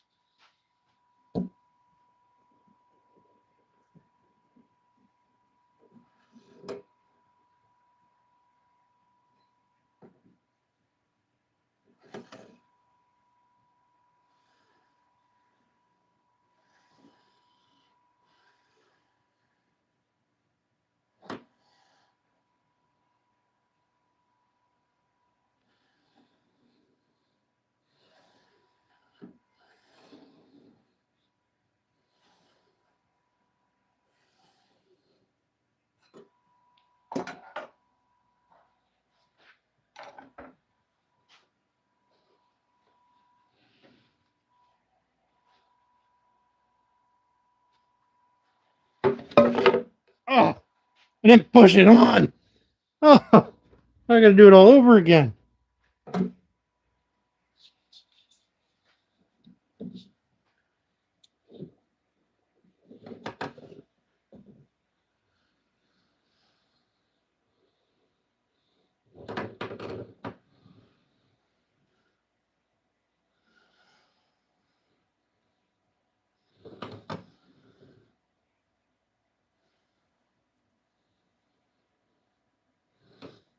Oh.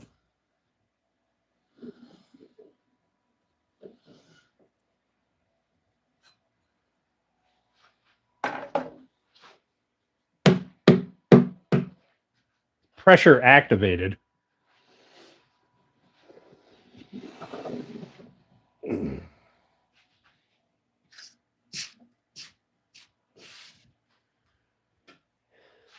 Make sure that I'm still good. Yep.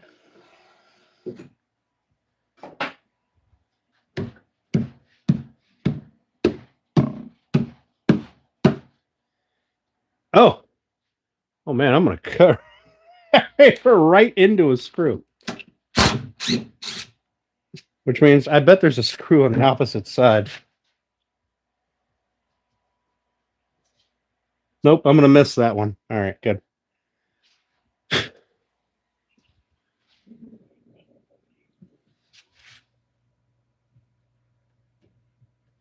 I might not miss that one. I need to pull that one out too.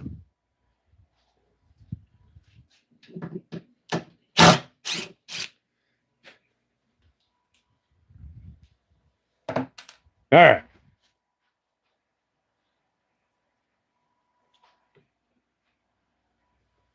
Huh. I think my tape starts down here. We're gonna see how this works out.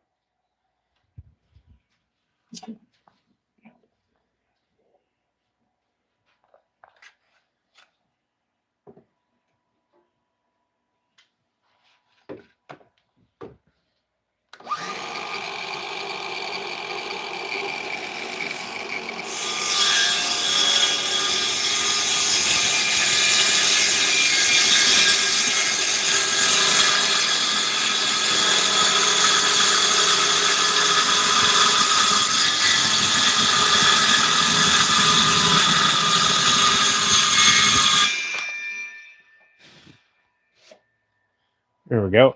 I almost fucked up. I had my hand inside the box where the saw blade is. Almost was a bad day.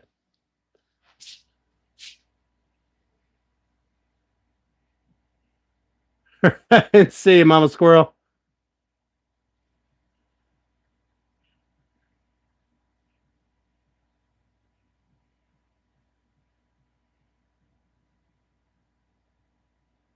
Thanks for coming in. The screw goes into the other side. Meh. I see that. No, you didn't. I was almost fucking Stubbs McGee. I'll be walking around like this. I'd have made my day job a lot harder. All done playing peekaboo. Hell yeah. I kind of want a little coffee after that. Almost lost my fingers. To be fair, I probably would have only lost one finger. The end of one finger. Feel like my reaction time would have been fast enough to go, oh, fuck, probably should stop that.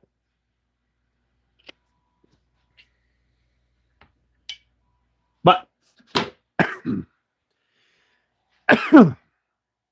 now we're going to do the other side.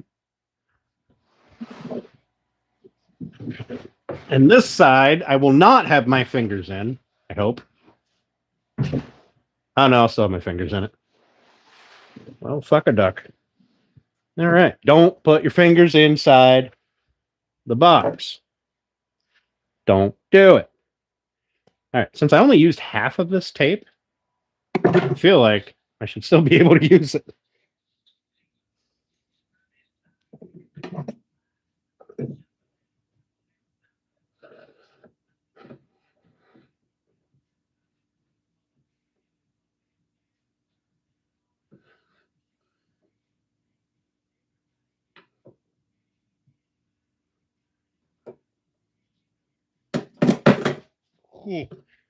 Almost ruined that square.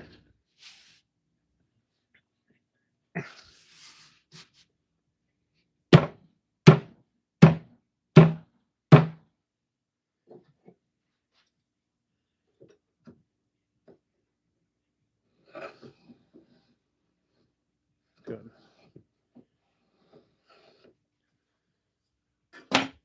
All right. I need to chip that one out. I want to turn you guys so you can see, but I don't want to get rid of the TV. Here we go. That's how quick that happens, right? Sparkly proper drink shaker for $7. Hell yeah.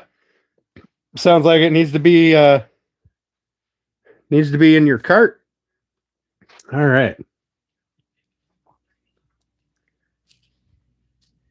Now,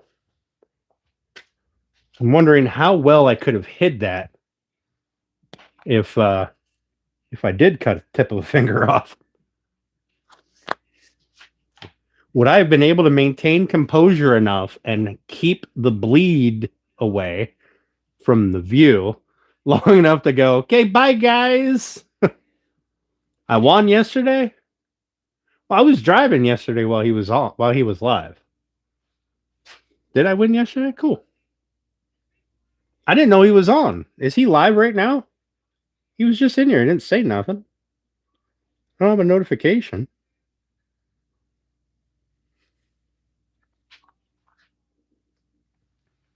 Yeah, I missed yesterday. I popped in and gave some likes when I stopped, but I was driving back from Pitt.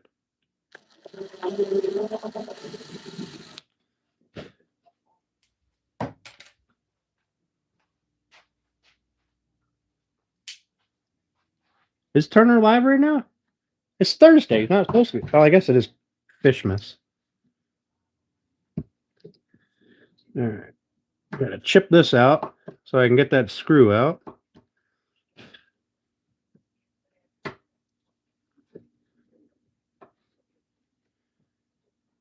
I'm gonna have to get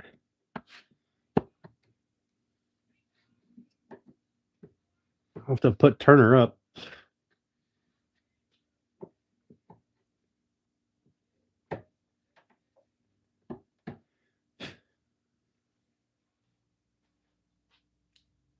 What are we making here? SGO, we're making a kitchen island build.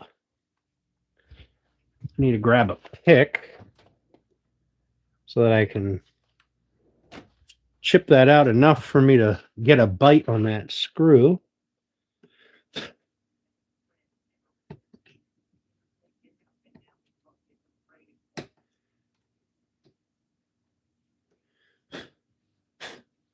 I know that Turner does, or this year he's doing like,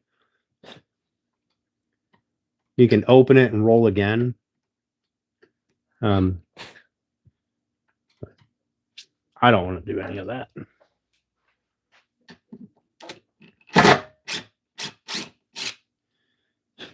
Okay. Let's see if we can cut off a finner.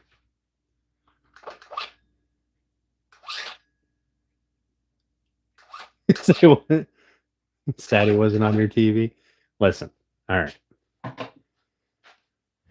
Let me get Turner up here.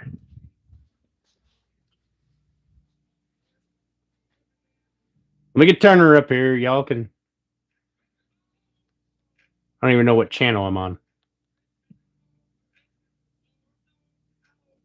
No. How do I get out of this? There we go. All right. I'm on my Dan K account. I don't see Turner live here.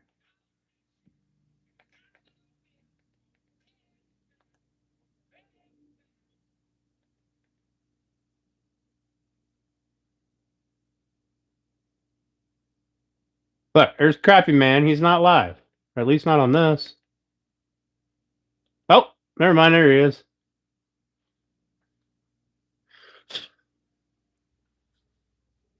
All right, I'll even give him a thumbs up.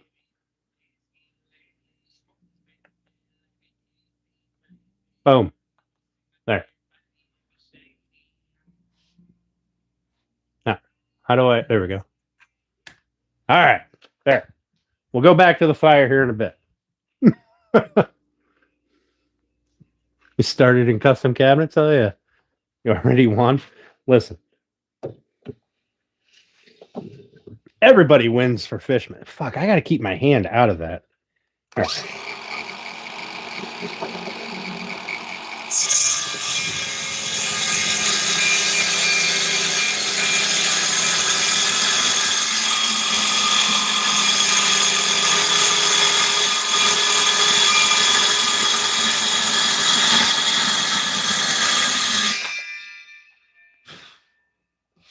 All right. That was a good cut. Man, I would have just caught the end of that screw.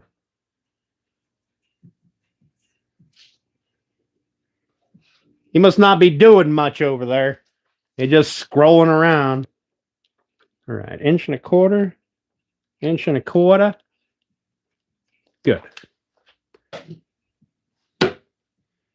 He's over there scrolling through his YouTube comments.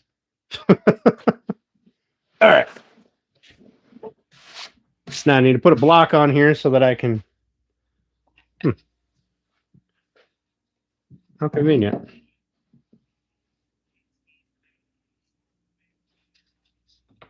I'll grab a.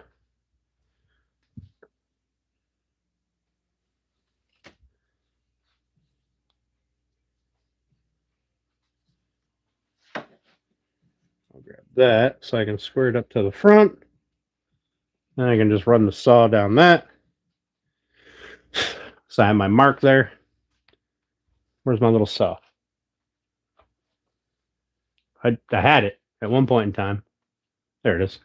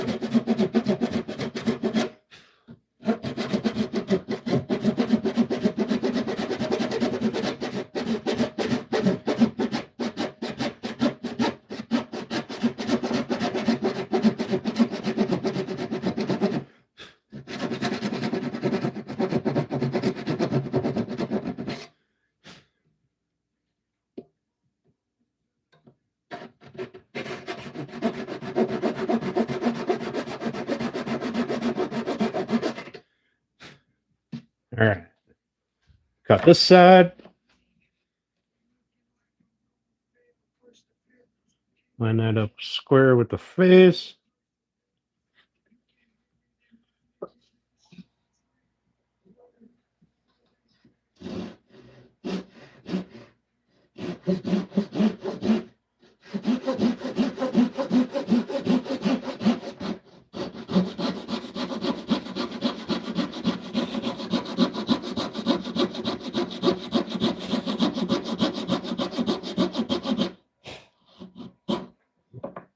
Damn it. I had the key stick on the edge here and I got my hand against it. All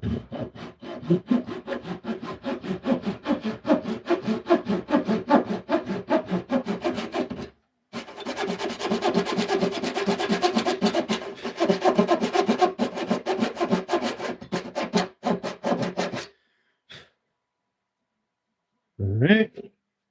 I'm going to flip it over, do the other side. God bless it. Just enough to scrape skin and make a mess. All right. There we go. Flip it over. Do the other side. Ugh.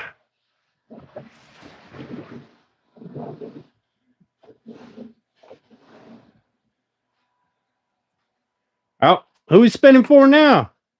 Or is this the spin for the night? What's up, Preston, UK? Yeah, it is crazy the amount people will spend on custom cabinetry. It is. It's a great business to get into.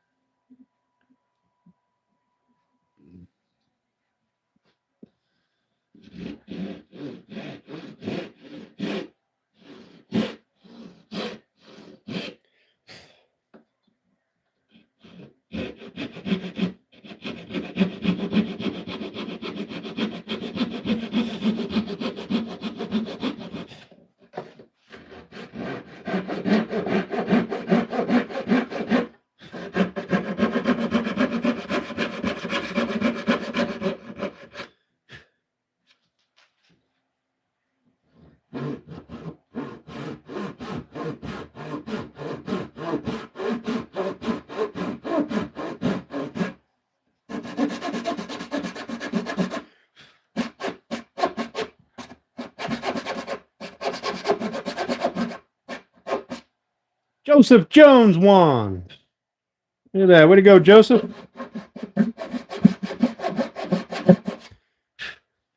Oh, that one got a little cockeyed, but it's all right.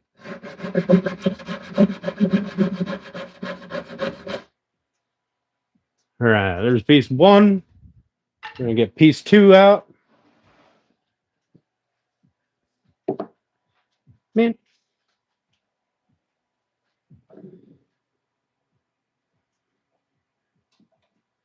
Make sure that's flush with the front edge.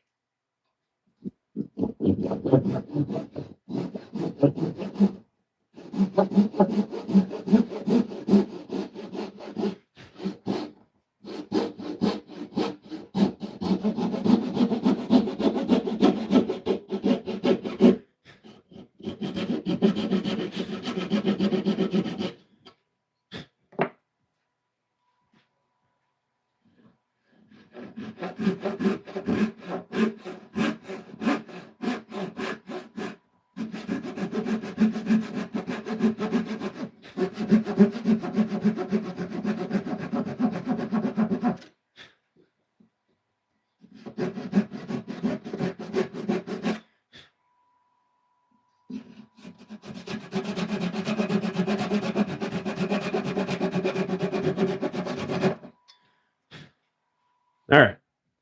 Now we will see if this one fits.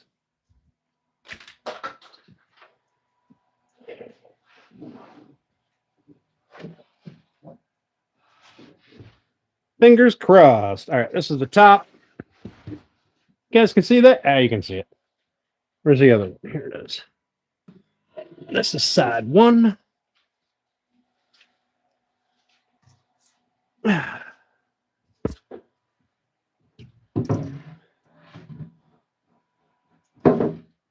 All right. That one fits in there. Nice. There we go. Now, it's actually not too bad of a fit. A little bit of a gap down there. Not much of a gap here at all. Not much of a gap there. A little bit down on the bottom. Damn, I'm kind of happy about that one. All right, so here's what we're going to do. We're going to take this one off. We're going to put the other one on because that one's tighter. And then we're going to stand it up so you guys can actually see.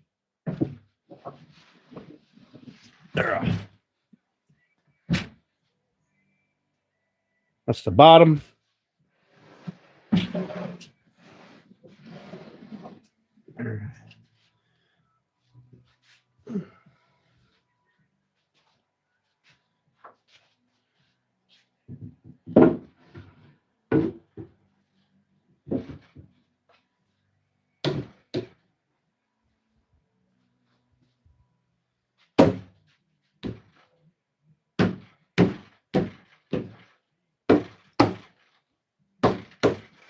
All right, let's stand that up here.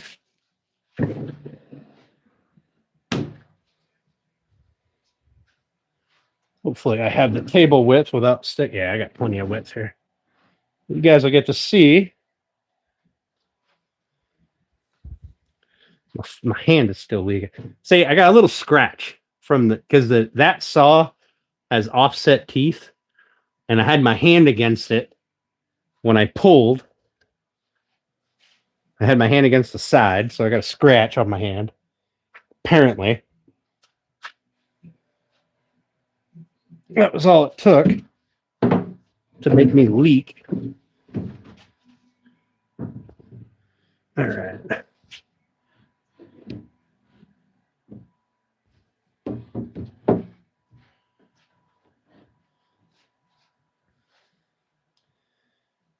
Here is the basic idea. All right. Does it make more sense now?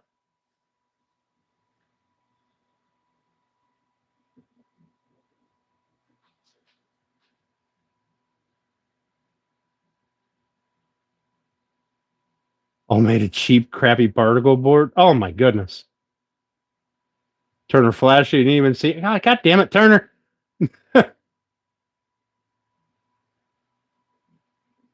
Sauteed onions over rice. Ooh. But what's just your signature? Yes, this is the island. Well, this is the start of the island. All right. So I have to do face frames for the front. I got to do a matching face frame for the back. It's just going to be a dead frame. It's going to be a, and then I'm going to do something on the side. Something. I don't know what I'm going to do on the side yet, but something. It may end up just getting sanded nice and smooth and painted and called a day. But there will be a bar here and a bar here, and then the same on the other side. That's what these are for. We'll get them milled down, and they will go here. All right. So you'll have this nice continued height all the way around, and it'll go up here so that it holds this end of the counter, right? You're not bone in the middle. But that's the start. And then right here in the center, there's going to be a box that goes all the way up to the countertop, all the way up to the top of this bar right here. That will be your vertical storage with the slots in it.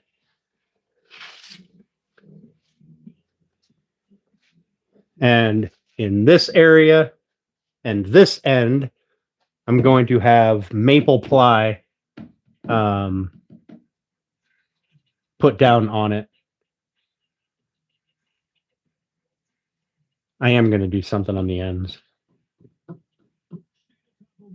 don't know what I'm going to do on the ends, though. I don't have enough depth to do a face frame.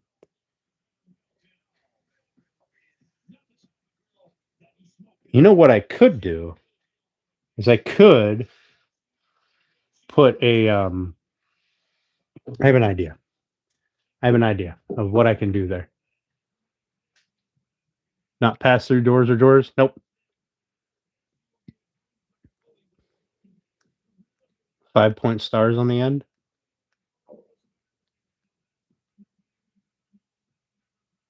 Maybe. Maybe.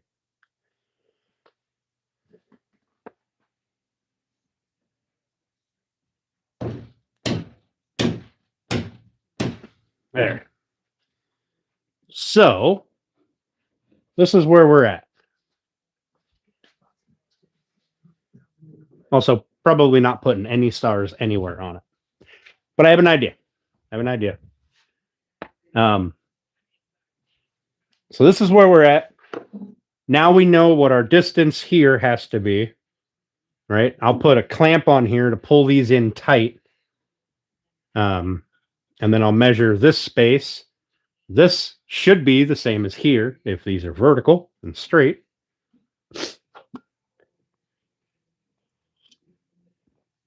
And then, so this should be almost fully assembled this weekend. And then we'll start working on the drawers.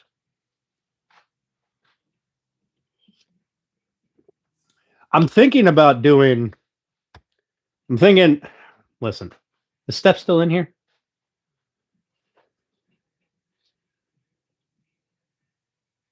Steph, are you still in here? Bex, are you still in here? One of you? Yeah, so the drawers aren't going to be deep enough for me to have it split down the middle. And I want the drawers to be on slides, so they're only going to come out one side. I'm not making them so they can push out either side. But I want the front to match the back, so we'll mirror the drawer fronts and the face frame back here. It'll just be a dead side. You're here? So I'm thinking that I could cut out or holding rack for big utensils. So the issue is this is storage, open storage for you to put bowls or whatever in. So anything hanging here is just going to be in the way. What I'm thinking is I can cut out a big old bow, paint this white, get it nice and smooth, fill anything I need to fill, right?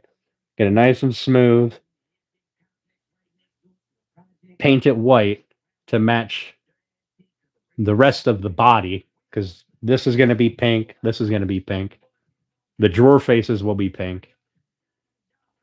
I could put a big pink bow on each end.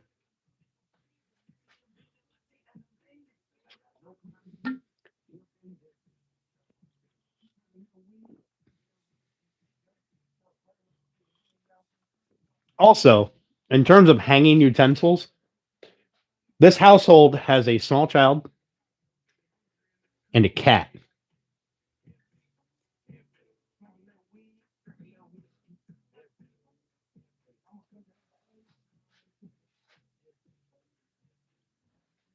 So hanging utensils is probably a bad idea. Also, I don't think I've ever seen Steph put her shit away. So I could put a hanger here and it would probably get used once. And either they would get forgotten about hanging on the side, or they would never get put back.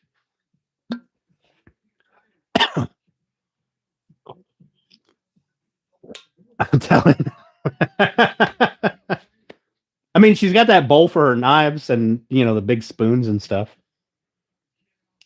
Yeah, so woodlot, that's true. That's true. Is anything that's over here is going to collect debris.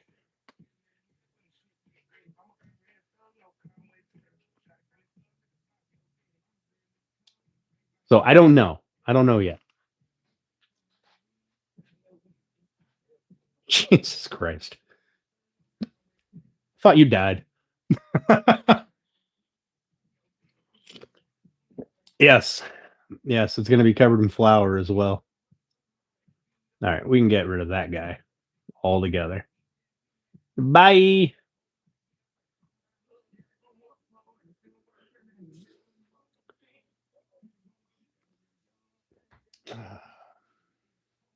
Yes.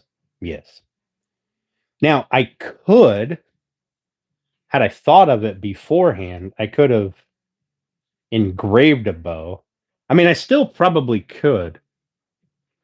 I still could set my laser up on here, or bring out the small laser, and I could engrave a bow into it. But still.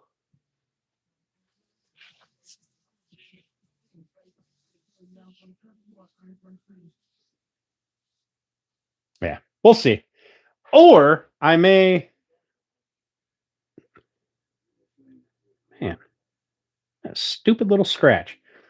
I may put a piece of white dry erase board on here. Not the frame, but the board, the metal. And that way the kid can draw pictures on it or whatever.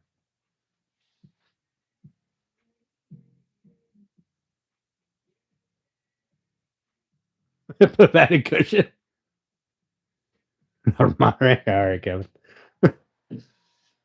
Yeah, I feel like the cat will be here quite a bit on either end, or up here on the top. Now, the top, I can get away with this because I don't have a whole lot of unsupported space, because there will be this is the depth before it gets supported, right? It's only going to come into here. This is open space and then mirrored on the other end. Okay. So all of this will be supported in the center. And you'll be supported on the ends. So the top is going to be 3/4 ply with my 3/4 cherry on it, with a nice cherry edge band. Oh yes, there's that black paint. Yeah, I don't know if it would look good on here though. Although the black would, if it's a white area that the kid can draw on, then anything that's white turns into fair game. Yeah. I'm not sure what I'm going to do yet. I'm not sure. We're going to figure it out.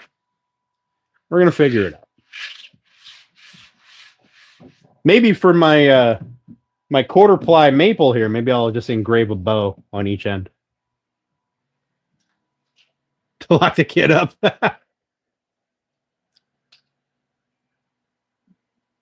Anyway, there we go. So we've gone from a bunch of pieces to part of an assembly. So I'm going to clamp this down so I can get my measurement here.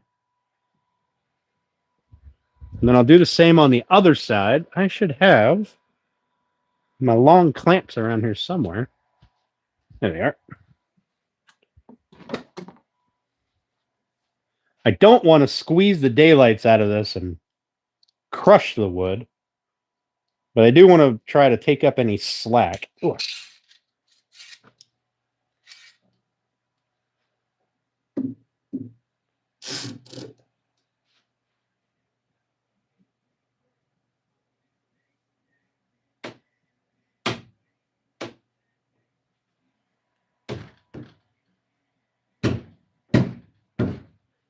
Go.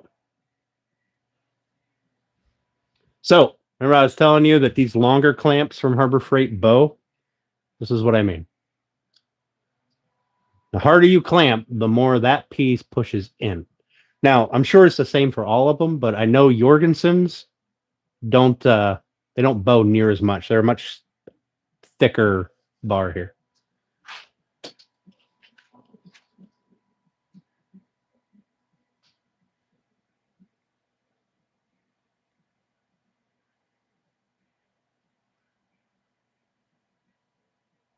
Just measure the inside where the legs are. Yeah.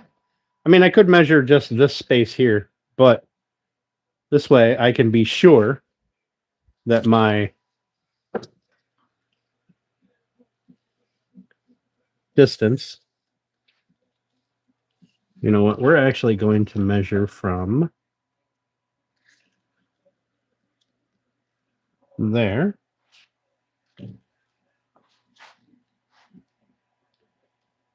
All right. That puts me at 21 and just shy of 3/8. Just shy. It's somewhere between 1/4 and 3/8. Let's see.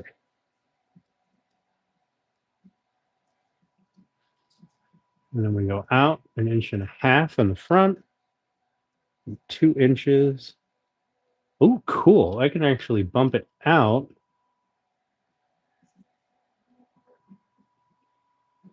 Nice. I can give a good amount of overhang. Good deal.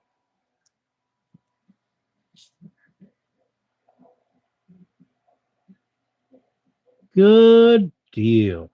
All right.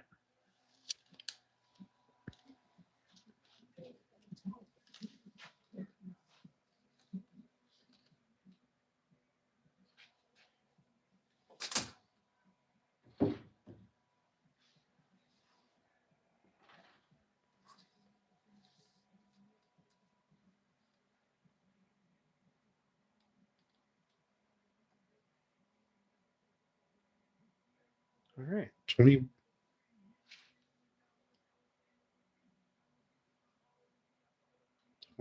and 3/8 with the tip. 21 and 3/8. Now that's pushing this against. All right. I have to remember that. The top is not exactly square. So let's pull that in. There we go.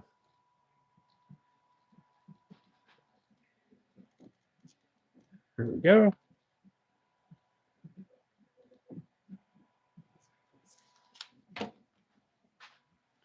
All right, we're going to go 21 and 3/8. We're going to write it down right here.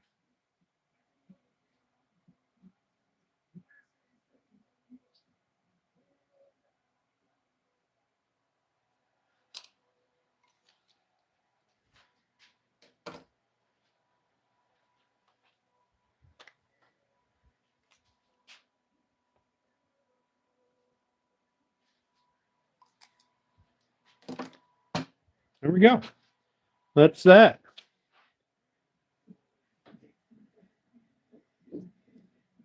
Now, we do have to sand, right? And the way that I have this, all right, these pieces are going to have to be put in. It's all going to get put together at the same time because obviously this piece can't be put in after because it sits on top of this frame and it's notched out. All right. With the tip. Yeah, always with the tip. What up? M. Stanifer? Mike, I think, right?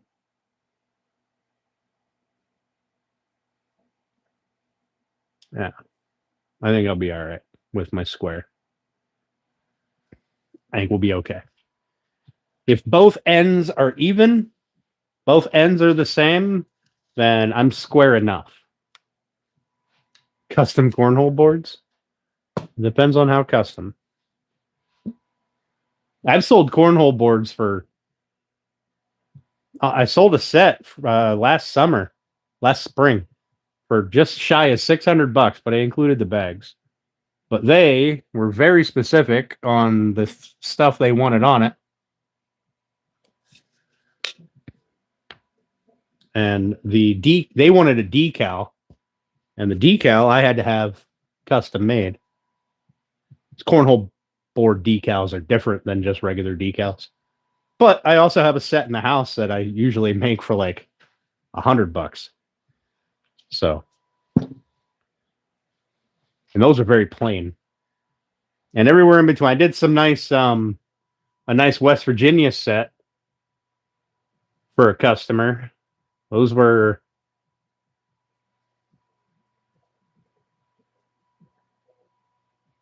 those were a decal that I had to purchase and bags. I want to say that set ran right around the 300 mark. Photos of them. I don't. If they're on my phone, they're so far back that I'm not going to be able to green screen it. I'm going to be here scrolling forever. But I could probably post them on the page. What up, Mike? One Green Bay Packers and the other Seahawks. Shoot me an email. We'll talk about it. It's not going to be for Christmas. I'll tell you that. Actually, that's what this frame is. These two frames back here, these are for cornhole boards, but those got messed up. That's why the boxes that I have that I keep moving around. Why did you have a shot glass? Because why? Backyard or prison? You know what? I feel like it's time for a beverage. We're like an hour and a half past drink time.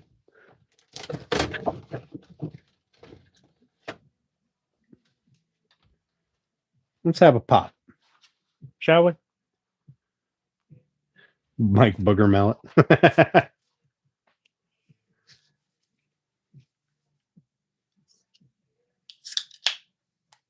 1835 single barrel. Ooh. What color will I paint this? This is going to be painted a light pink and white. Off-white.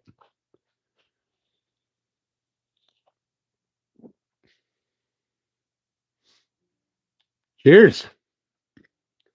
Yeah, the frame is going to be painted a kind of a pale pink. Everything else will be kind of an off-white. And the drawer faces will match the frame. All right, Woodlot, have a good one, buddy. Thanks for coming in, man. All right. I'm going to leave that sit right like that because I don't plan on doing any building tomorrow or Saturday. I may get antsy and come out here and start working on this, but this is going to have to get painted. I'm going to paint this. It doesn't have to be, I guess. I could tape it off. That's too much work. I'm going to paint this before I assemble. Oh, you know what I wanted to do? I wanted to mark.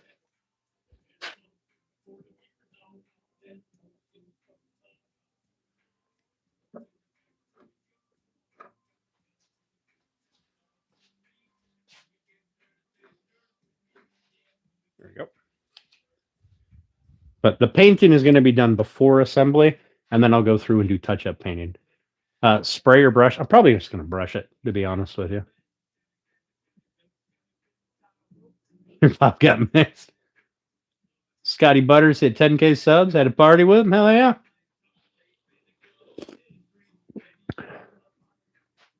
What is what? What is that? It's the start of a baker's island.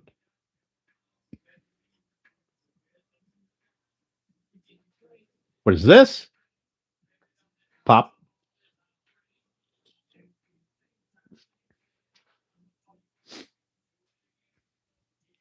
Now, I can tell you. Fucking thing is stout. And it doesn't even have the top on it. Perfect. It's gonna be a treat.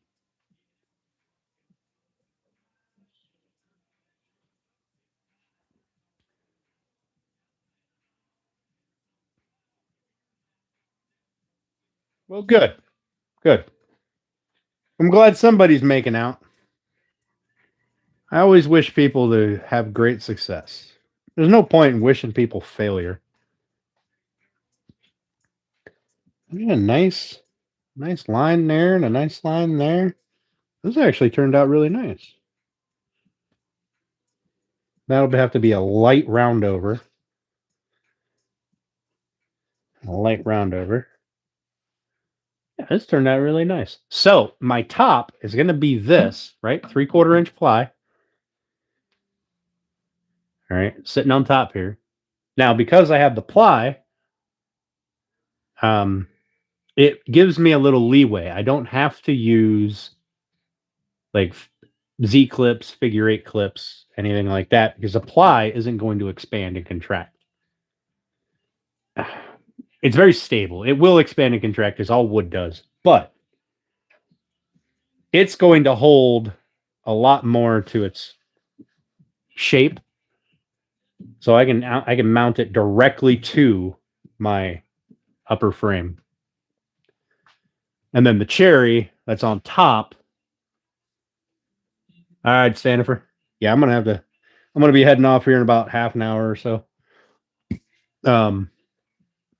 The cherry on top is I'm gonna use probably construction adhesive to attach it down, and then some screws in from the bottom every now and then.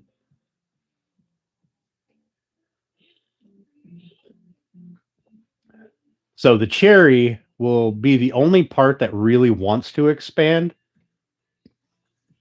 but I feel like it'll be anchored to the plywood so well that I'm not going to have to worry about it so much. So I don't have to do the Z-clip thing. The top will be a functional, like, you can pick up on it.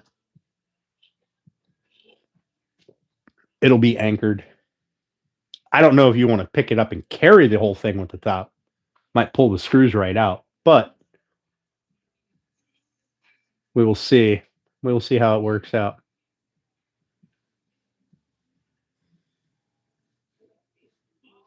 I need to sand a little bit up here. I'm a little bit off, but I'll be okay. I think it's going to look sexy as fuck. Plus, I'm building it, so it's either going to fall apart or it's going to work really good.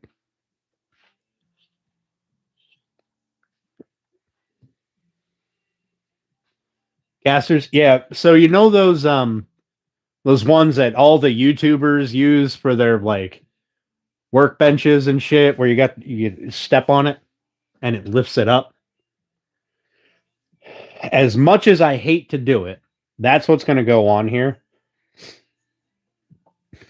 Now, I really hate to do it, but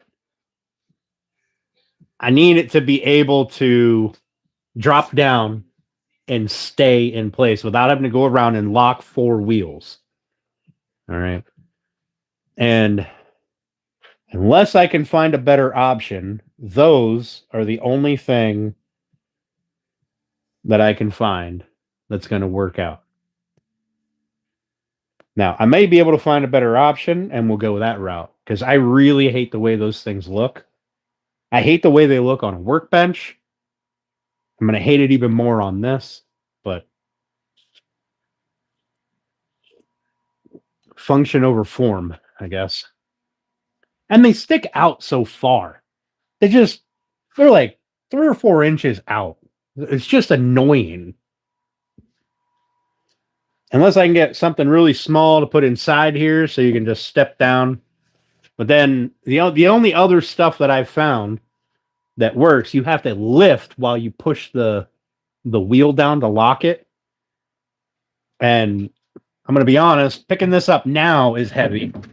Trying to pick it up when it's complete and somebody is, that tall, that's going to be a lot more effort than it's going to be. It'll never get used. It'll sit against the wall and just be there and be a place to collect shit. So I'm still looking for better options, and hopefully I find something. But for now, that's what we got. Hopefully it changes. Hopefully.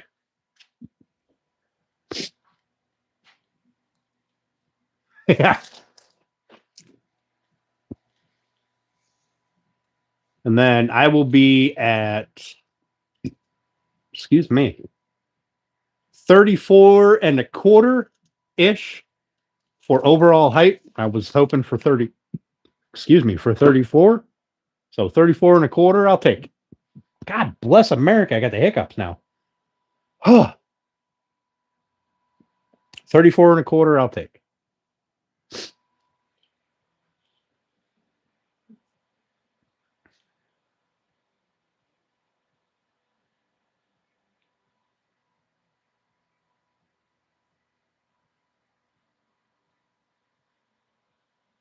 I do have a couple of projects I've got to get done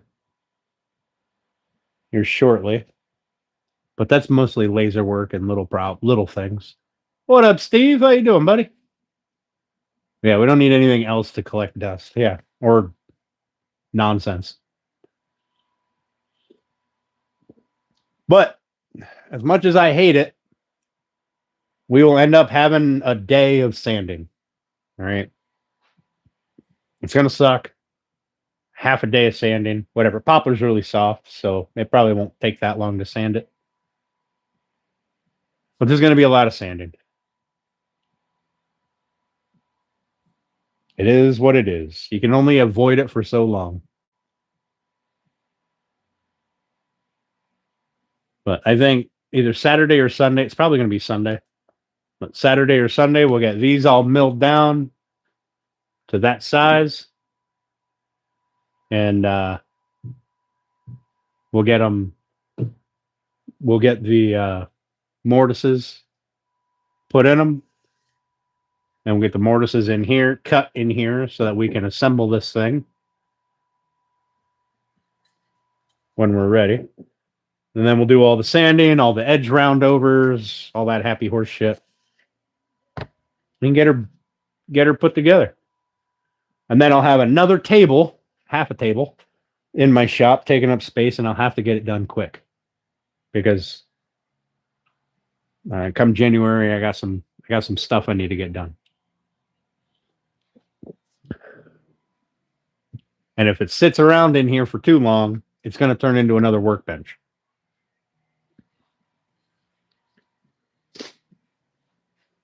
What up, BTB? How you doing, buddy?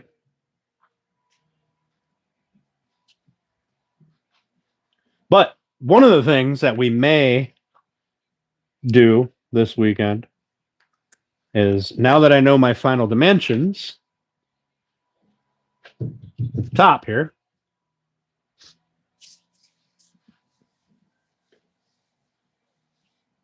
makes the garden grow. Right, Nicole? Now that I know my final dimensions for sure, I can cut my ply for the top and we can build the top, which is, let's be honest, that is the single piece that I am the most interested in.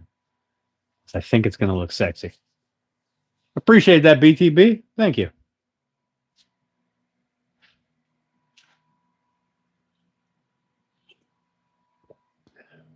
It is going to be sexy. Like, you guys just have no idea. Oh, did I bring the tung oil out? No, I didn't. It's still in the house. I wanted to put some tung oil on a piece of curly cherry so that it could cure. Oh, sure. I've got tons of curly cherry laying around here. Curly something, anything. I got a bunch of curly cherry there. I know I have a bunch of it laying around. I'll bring some out. I'll get a test piece done later on. A baker's island, kitchen island. I am excited for my own wood. Listen, somebody needs to appreciate it. Might as well be me. And I haven't got the chance to work with mineralized curly cherry before. So I am really excited to see how it turns out.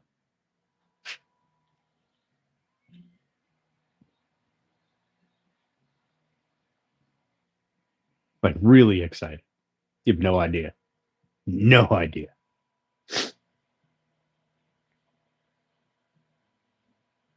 But anyway, that's the gist of it right there.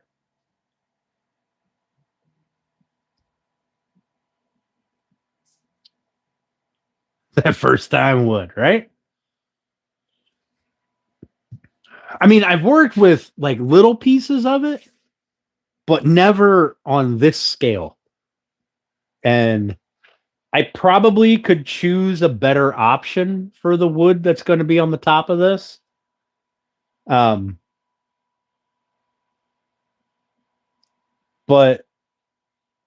I think it's going to look amazing, and it's going to go with the pink. Like, the coloring is it's going to work. It's just going to work. And the top is going to pop. It's going to be a conversation piece if it works out the way that I think it will. Yeah, it won't be a prettier wood, right? That mineralized cherry, that is gorgeous wood.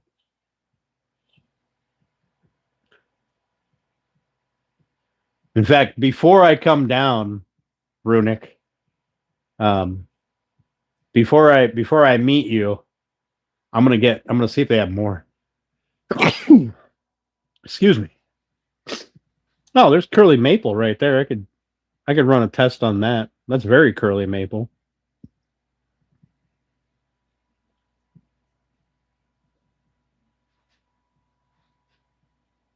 White and blue. Yeah. Thank you.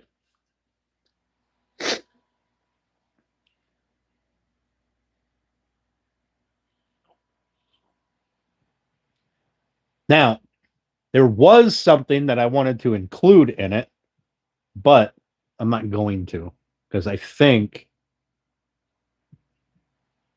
that it's going to take away from the functionality too much. So Steph is going to have to just get a couple of bar height chairs and call it a day. Actually, I don't even know if they have to be bar height. That's pretty much kitchen table height. We get some of those like saddle chairs where they don't have a back. Taking away the surprises. No. There's still a surprise. Maybe two. The second one, I don't know. I really don't know. I don't know if I can make it look good.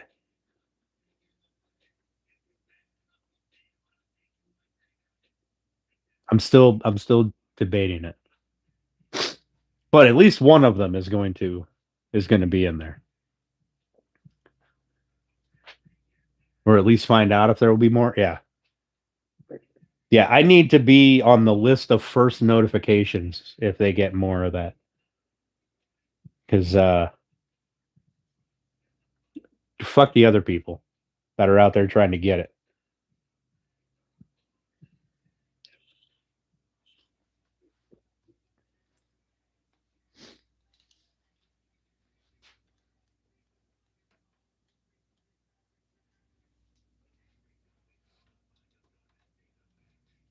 Nice.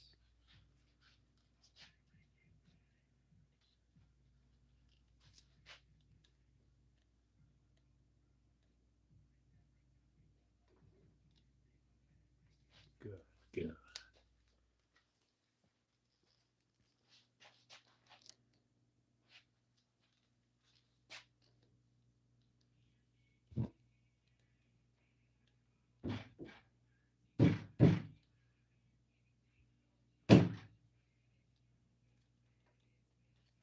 Good. Good. All right. I think we're done woodworking for the night. I'm gonna have another beverage with you guys, and then we're probably gonna call her a night.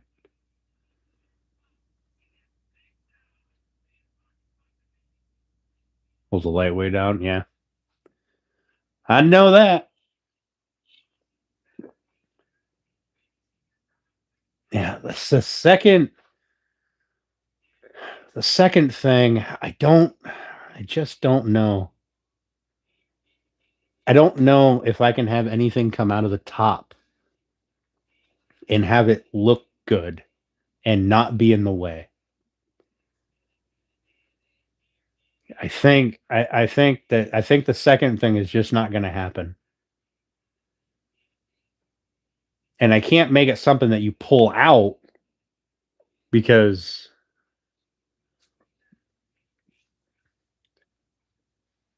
well that you're going to see it no matter what. It's going to be there. Like you'd see it down here somewhere. And that's not going to work out. Yeah, I think it's just going to have the one surprise. Yep, that's always the issue with kitchen remodels. Kitchens are expensive. Probably the most expensive room in a house to redo.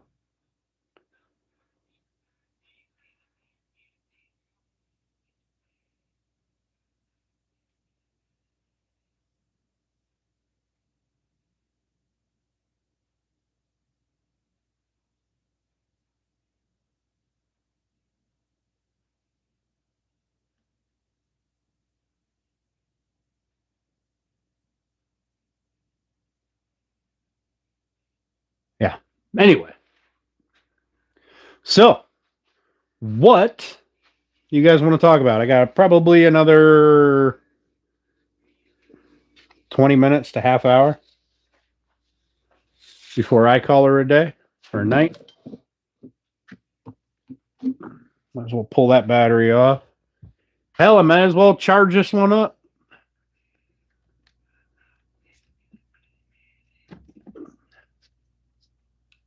I don't use the Milwaukees very often, but on occasion they come in handy.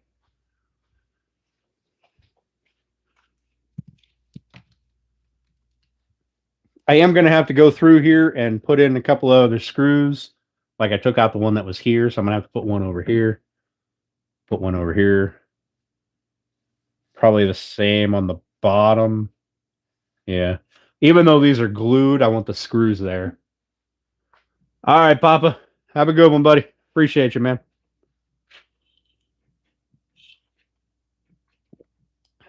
All right, Nicole. Have a good night. Thanks for hanging out. Appreciate you.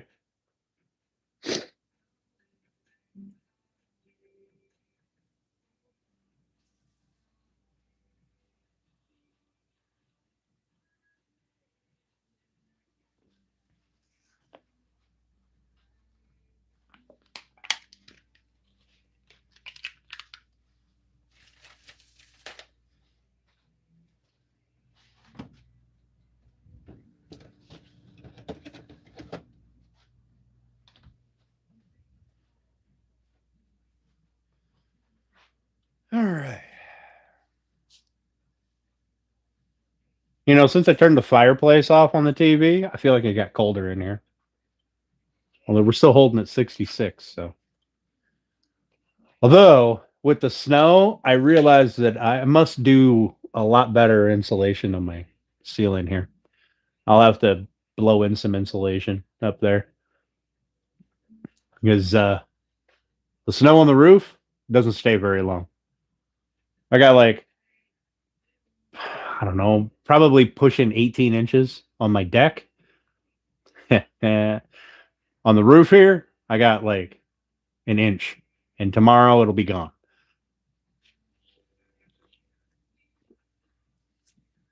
But the roof is where you lose most of your heat, so.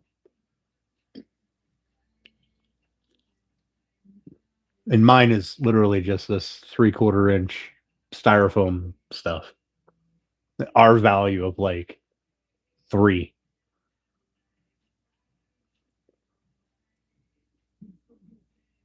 18 inches, huh? I want to say that's probably about what I got sitting on top of like my deck table. I want to say there's probably like 18 inches there. Maybe not. It might be less. I'm going to have to measure it when I go out.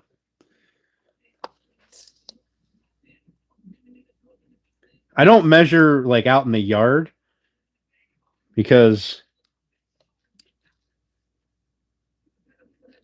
the wind blow. So I measure up there on the deck because it's a lot. Yeah, we got a ton today. I shoveled because I have to shovel a path for the dog. So when I got home, I had, I don't know, probably 6 or 8 inches that I had to shovel, and it's been snowing since then.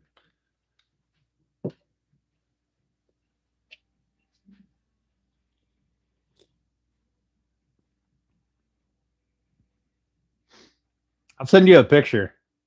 I'll send you a picture with a tape measure in it. I'll even use the right tape measure, not the special one.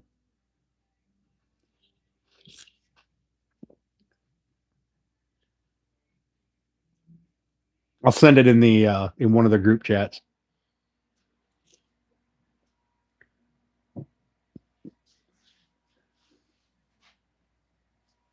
Man. Look at that. Just from the side of that pull saw. Right, the offset on that thing is not very much. You can just barely see it. If I can get it to focus. Just barely see it. Was enough that when I pushed my hand against it, I was trying to push against the back of the saw, the body of the saw. But I got too much on there. Just that little bit of offset. It all moved everywhere. Yeah, that's why I don't measure from my yard, because I can measure at the fence over there and be different than against the side of the shop here, like against this wall, because the wind blows this way in the winter. So over here against the wall of the shop, I've probably got 3 feet over here. But over against the fence, I might have 6 inches.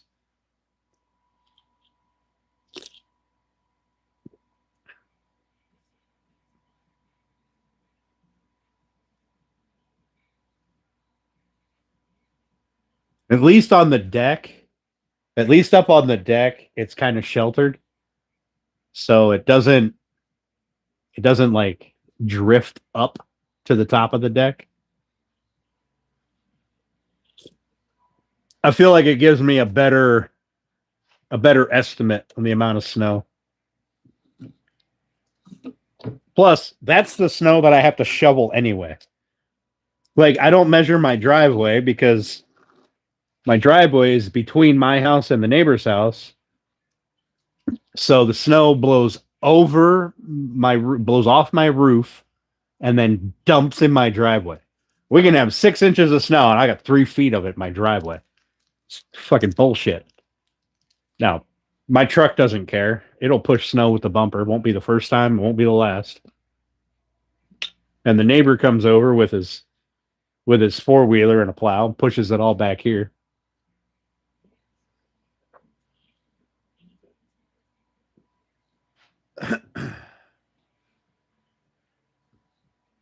But tis what it is. Yeah, so we're going to do a bunch of sanding.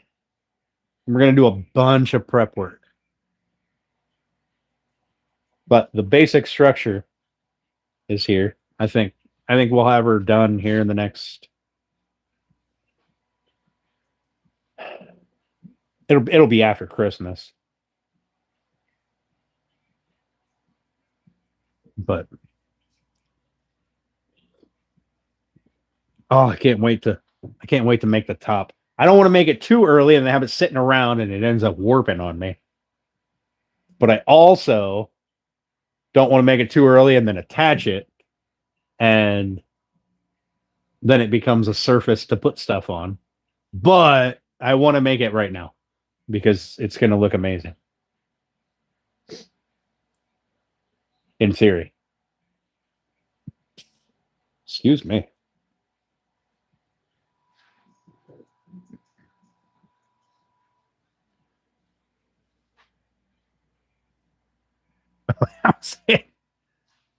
It's some winter wipers, Steph. Oh, you mean the ones that have like that rubber coating around? Just get beam blades. You don't need the winter wipers. Just get beam blades. Yeah, winter wipers are the ones that have like, you know, the old school wiper blades where they have the big bar and then you got a bunch of little bars inside that actually hold the blade. Bunch of like kind of U-shaped things. Those, they make those and then they cover the whole thing with like a piece of rubber so that you don't get ice inside the bendy bits. Those are winter blades. I mean, do like I do. Reach your arm out there when the wipers are on. Grab the wiper blade, flick it up so it smacks down on the window, and knocks the ice off. You don't need to see out the passenger side. Fuck them. Some people have shorter. All right, that's fair.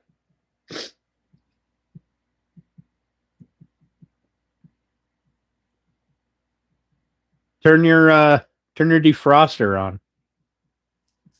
That'll help melt the ice.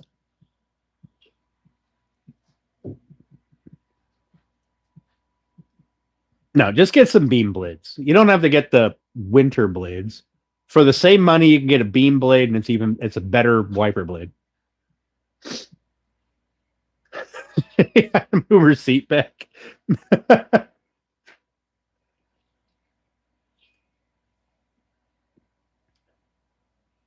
Was ice snow coming down? What temperature is it? Oh, I don't know what the temperature is outside.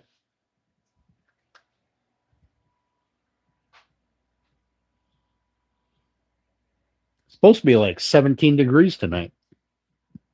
15 degrees tonight? 8 degrees tonight? I can't remember what it's supposed to get down to. I know the next couple of days are supposed to be stupid cold. 26 there feels like 15. So you're by the lake shore. So out here, we're probably a little warmer, but with a colder wind chill.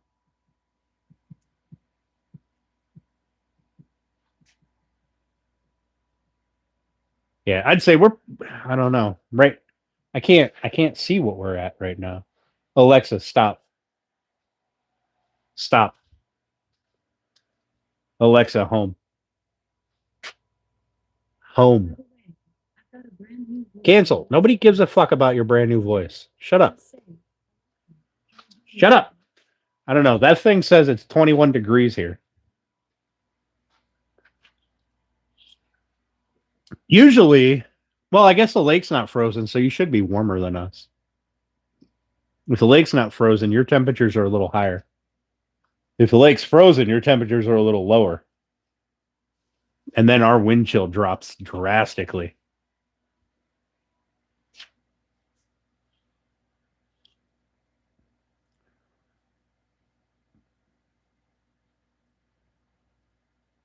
Also, when the lake's not frozen, is when I get 3 feet of fucking snow in my driveway.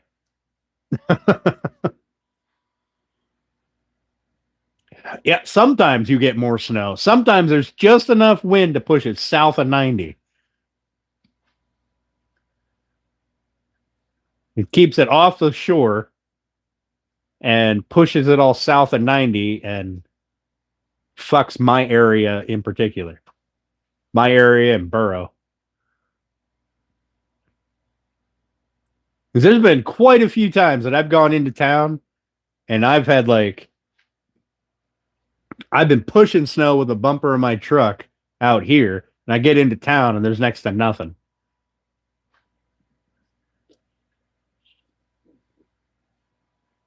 This weekend's lake effect again? Perfect. 'Tis that time of the year, I guess. I kind of hope that Christmas Day we get like we had a couple years back, we get like 8 feet of snow. Listen, I don't give a shit what the Erie airport said about what the actual snow depth was. Out here, we had like 7.5 feet of snow. All right. Fuck Erie's. Oh, we only got 4 feet. You guys can go pound sand. I'm sitting out here where two snow belts overlap.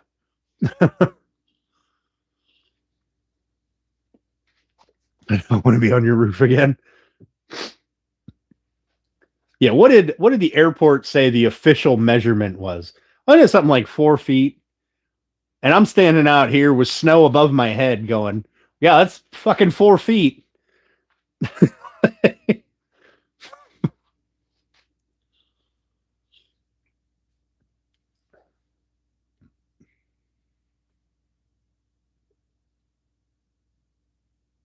52 inch. Yeah, fucking stupid.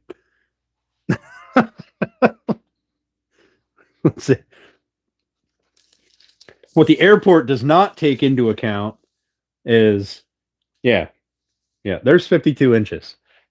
All right. I'm 6 feet tall, 5'11, whatever. Bite me. And I was looking up at snow. I'm gonna say we were at least 7 feet, 7.5 feet out here. It was terrible. Now I didn't mind because I didn't have to go to work.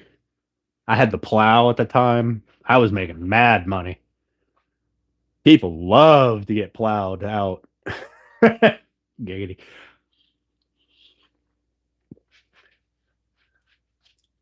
That particular day, I don't think I slept that night. It's just by the time I made my plowing rounds, I had to go back and do it again. That was beautiful. And I didn't charge people near as much as the big snow plowing companies did. So they didn't mind if I came through 2 or 3 or 4 times a night.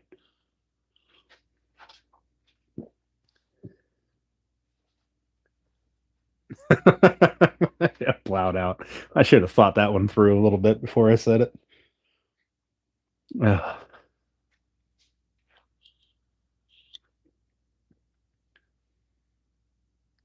That was a good year. I enjoyed that.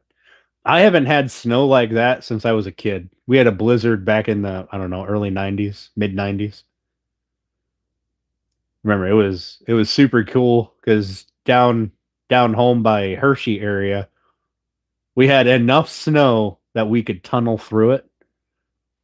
And then up at the hunting camp, we had to go up and clean snow off the roofs of the hunting cabins. And the kids went. So we'd help clean snow off the roofs for a while, and then we'd get bored and go play in the snow, build igloos, and have snowball fights. And they were cutting the snow off the roofs in blocks and chucking it down. So we'd use the blocks to build our little snow forts. It was a good time.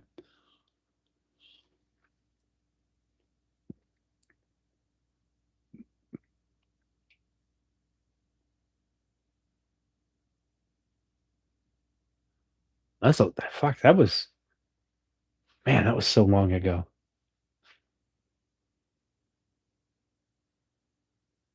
Propane gas hole.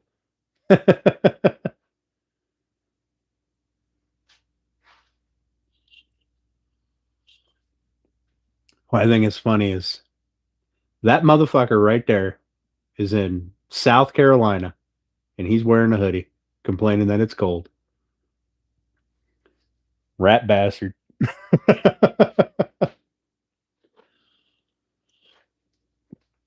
What's the temp in South Carolina? Somebody know? I'm just curious.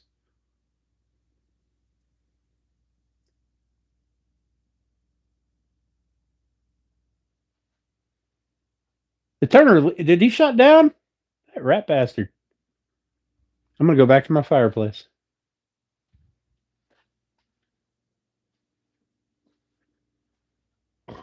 Excuse me.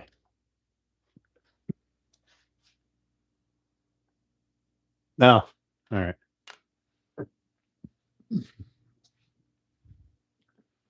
Turner. Turner, what's your temp down there?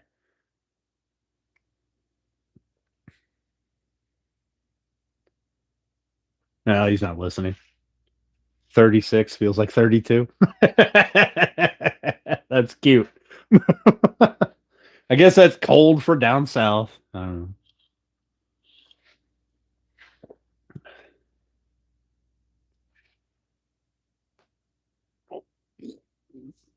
He does dancing. He used to have a pickle. I don't know if he does a pickle anymore.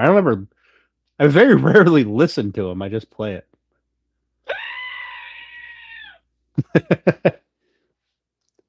He used to have a screaming pickle.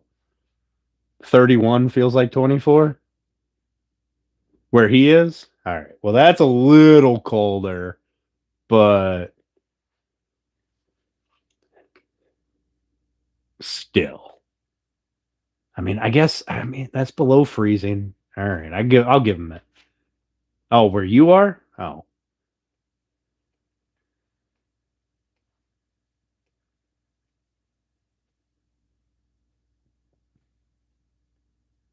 Ken's like the pickle ornament. Oh, I forgot my pickle.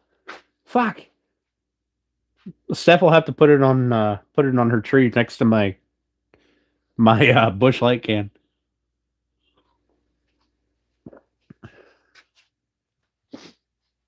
Let's see. I got a bunch of pickle stuff here. Let's see. I got my little baby pickle, I believe. I can't remember if this came from Steph or if this came from Grumpy Vet. I got my big dill pen. Haven't even used it. Look at it. Says you're kind of a big dill. Got my little baby pickle. You need to move to another state. Still all wrapped up. Yep. Haven't even used it yet. That's the only way I can keep it looking nice. I don't wear it out. Plus, I'll lose it. My other hat, my work hat, has the emotional support pickle pin right there.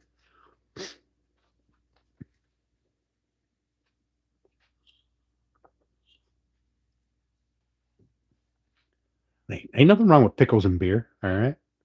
I do olives and beer all the time. Olives and whiskey. Olives and gin. Olives and vodka. I do like my martinis.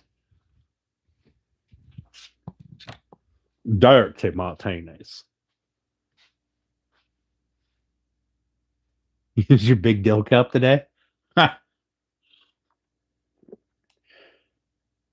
Did you guys seriously polish off that box of wine? I mean, it's been like 3 months.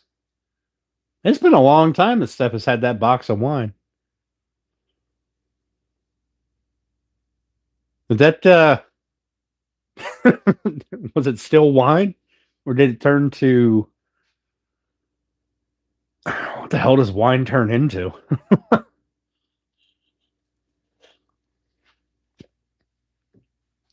So the when I was in Pitt for class, the room across from me, they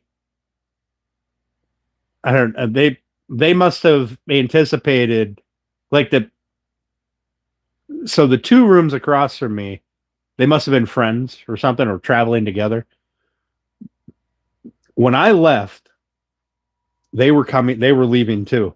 And vinegar. Oh, okay. When I left, they were leaving too. And they came out with like a big one of those big carts that you put your shit on.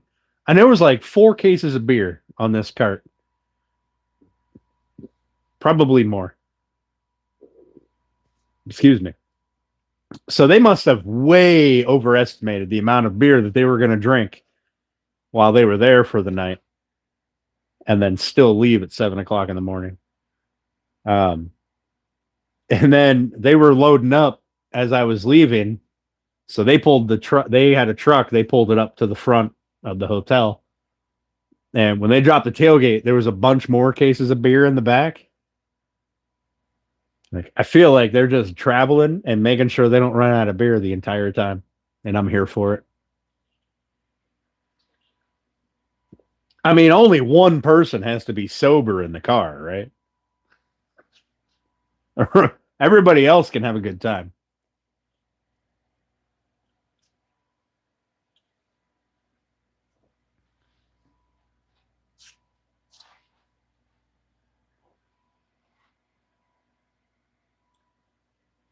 Does box wine even turn into vinegar? Because it doesn't get oxidized. It's got to stay good for a lot longer than an open bottle.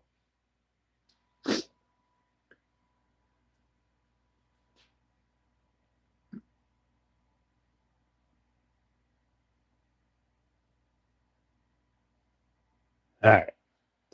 But, oh, I guess Turner's over because now I'm watching me. I think box wine lasts forever, right? Pretty sure. All right, I'm going to turn the fireplace back on because that is way more interesting. I'm going to step outside and do a code yellow. Then I'll come in and hang out with you guys for a few more minutes and then call her a night.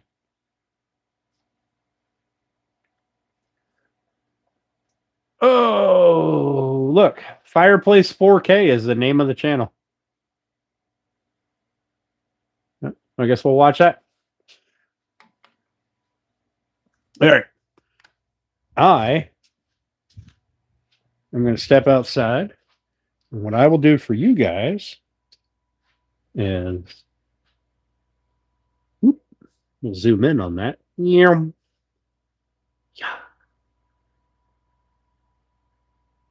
There you go. All right. I'll be right back.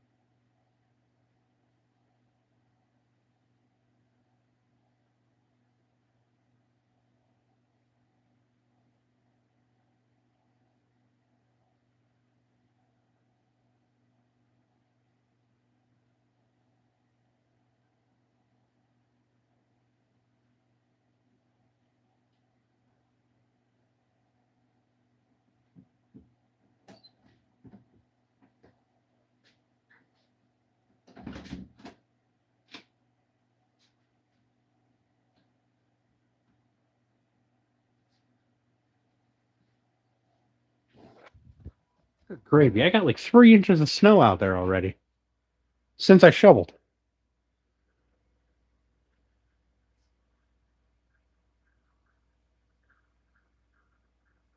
Is anybody warm yet?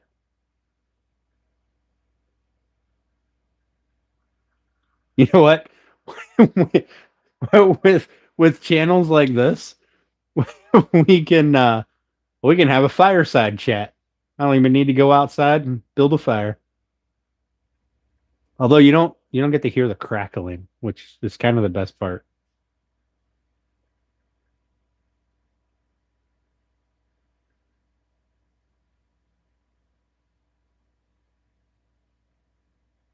Your feet are still freezing. Well, put them by the fire. That's right there. Look how big my hand looks. All right, fuck it. It's snowing. I might as well have another drink. I got a 30 rack in here. That'll hold me till Sunday. Not sure your legs are long enough. You do got those stubby legs, huh?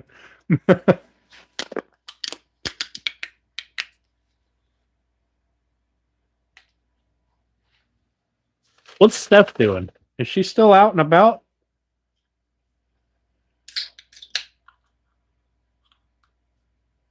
Miss Potts, where are you? Miss Stephanie.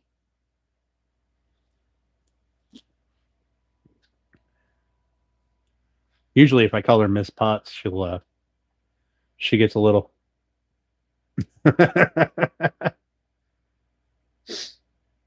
she gets a little upset.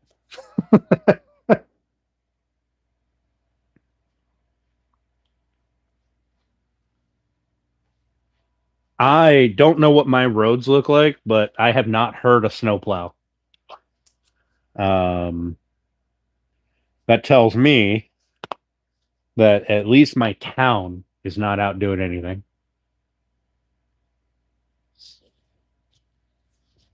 Plus, I'm pretty sure that my town, the snowplow, works like 6 a.m. to like 3 p.m.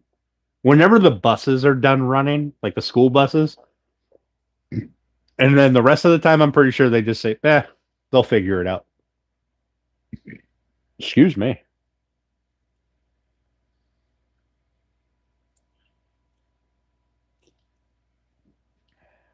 All right. We can zoom back off of that. Oop. There we go. Look at it. This is a woodworking channel. We just happen to have a great... Oh, man. Why is this thing so... There we go. This bendy neck thing will be the death of me. There we go.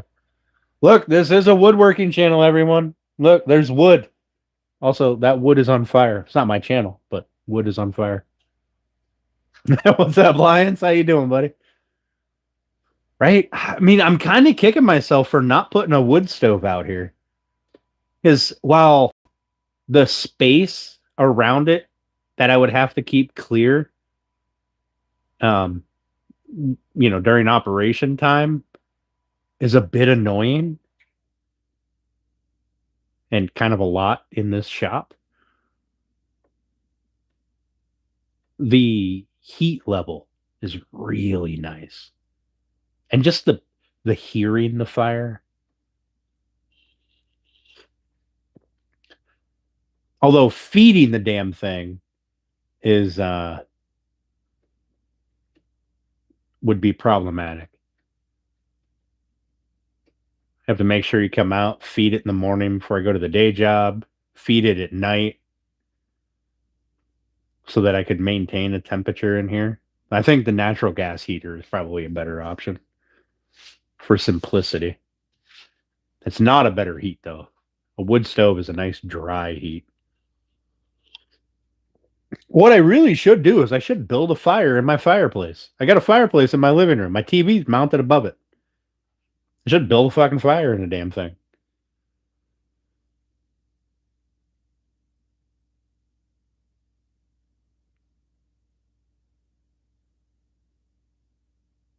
I was going to get an insert for it, like a natural gas insert, but it's just not the same. It's not the same. There's no crackle. There's no pop. There's no ambiance. Yeah. Well, The thing is, right now, the only dry wood that I have is out here in the shop. All my other, I mean, unless I dug through the pile of firewood out in the back, which means I'd have to trek through the snow to get to it and then haul it back in.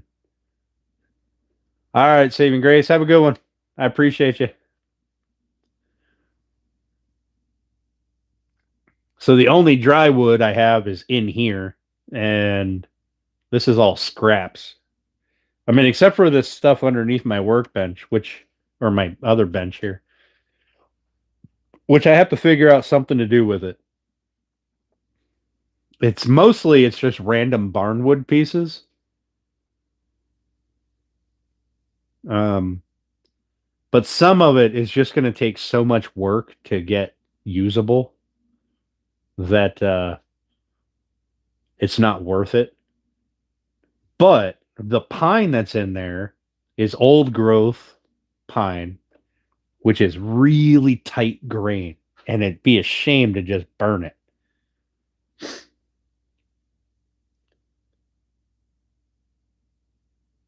I don't know. We'll see if maybe I can salvage some of it. Right? One of my favorite things to do in the warmer weather is to just sit by a fire for a while. Like, I don't need sound. I don't need entertainment or whatever. I just need the fire. Just sitting there staring at that. Right? I think most guys can agree that sitting by a fire, just staring at the coals or the flames, whichever part you prefer to stare at, just let your mind go blank. There's something different about it.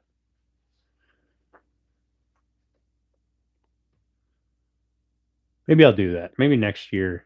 Maybe in the spring. I'll make sure my fireplace is all up to snuff, and I'm not gonna, burn my house down by lighting a fire.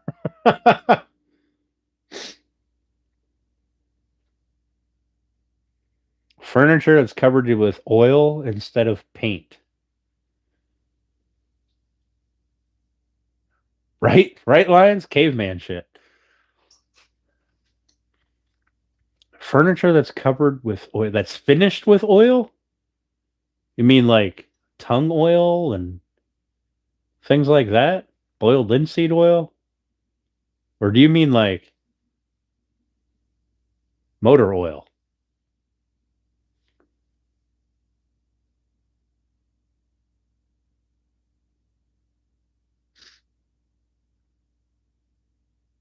I mean, if it's, I know, back in the day they used to spray motor oil on the sides of barns and on fence posts. They'd soak the bottoms of a fence post in motor oil and then put it in the ground because it's not going to rot then.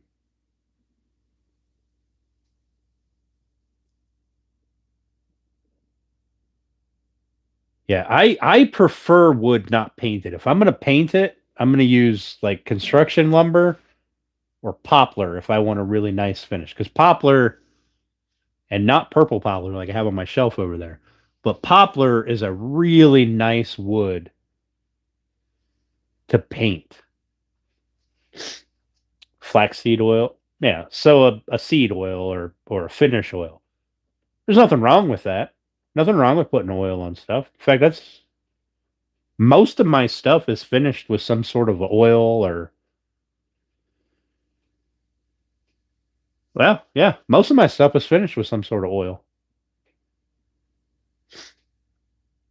Oh, Bex, you know what I have? And I keep forgetting about it. And it usually makes it into my truck every winter. And then comes back out in the spring when it warms up.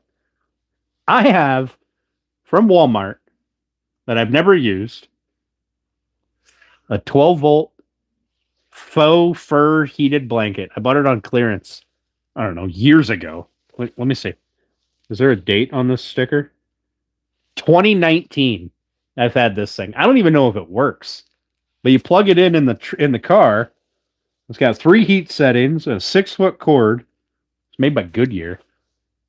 But it's like it's super fuzzy and soft. It's never even been used.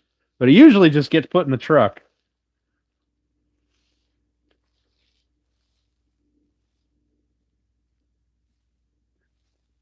This one's Goodyear branded, I guess. I don't know.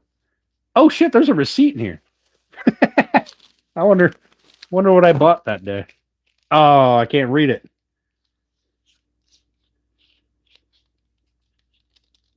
Apparently I bought blue Loctite, a blanket, Gorilla something or other, and then something else, and I can't read it. Huh. Right? That's usually why I put it in the turpentine and beeswax. Huh. Yeah, that's usually why it gets put in the truck in the wintertime, because just in case. I mean, if I'm going to be sitting somewhere and I can't get the truck out of wherever I'm at, I mean, I guess it'd only work as long as the battery holds out, but even then, it's still a blanket. Because if you got to plug a blanket in, then that means that the truck's no longer running. So you don't have heat, which means your battery's going to die at some point. Lots of condoms and a toy whip. Why's it got to be a toy whip? Why can't it be a real whip? You don't know my life.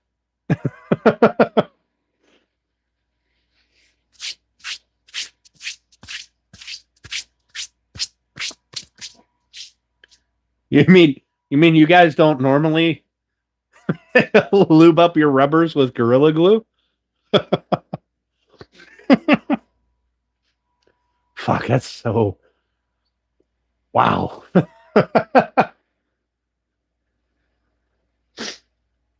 Does Walmart sell real whips? I have no idea. A fine toy. All right, fair enough. Fair enough. Could be a riding crop. One of them big leather ends on it that says something. That leaves a nice imprint. Oh, you know what? You guys are going to get to watch me build. I think it will be in February. Is you guys are going to get to watch me build a bed frame. And if you know, you know. Otherwise, the best protection against carpenter ants. Don't have wood anywhere near your house. Carpenter ants like wood. I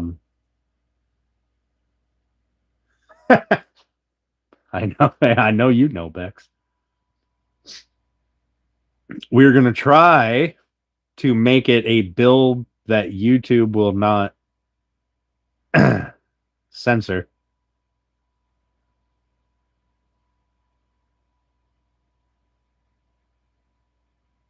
You guys will be able to figure it out. I mean, most of you guys got the same kind of mindset, I guess. What are you trying to protect against carpenter ants? I guess you need to start with that. Because there's a lot of stuff you can do, but it depends on what you're trying to keep them out of. Like, are you trying to keep them out of your house? Are you trying to keep them out of your wood shop? Are you trying to keep them out of your firewood pile?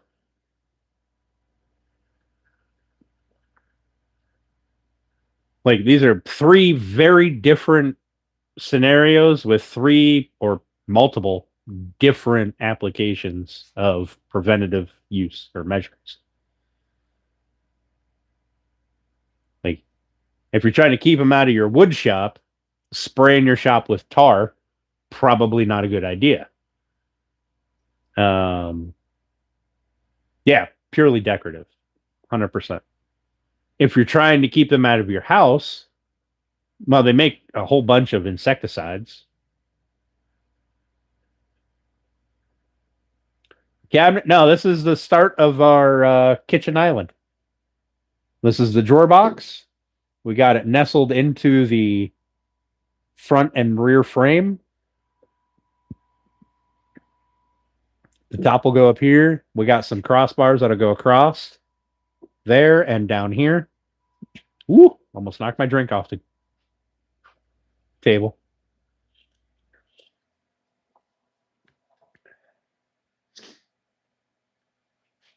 But it's 3 drawers.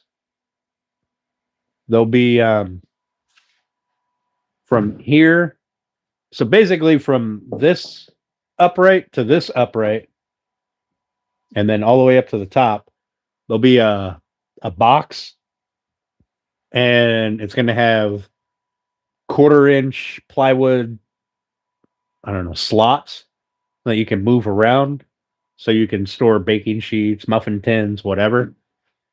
From here down is going to be open, and from here down is going to be open. And then these will obviously be drawers. Well, I hope it'll last. It's going to go to probably one of the places where it'll get abused the most outside of like a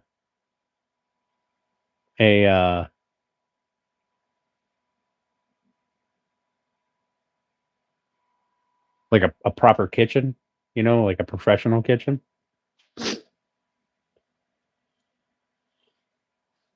Just got home now. Holy cow. That was a long ass drive. Up to the middle of your shin, so that deep. I'm sorry, I had to. How are the roads? The roads are terrible, or are you just stuck in traffic? Yeah. We were just talking about that. Like, I haven't heard a snowplow at all. I haven't seen any blinking lights out of my window on the other street. So I know they're not plowing my road. Sorry, Bex. Sorry.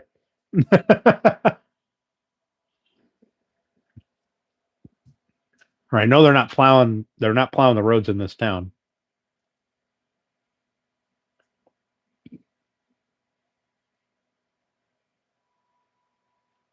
So I'll be honest with you. I prefer driving on roads that haven't been plowed. So you have snow that you can drive through, not ice that you're driving on. But the flip side of that is it's got to be snow, not slush. Because if it's slush, then it pulls you, and that's no bueno. Yeah. Everybody's playing the am I on the road game.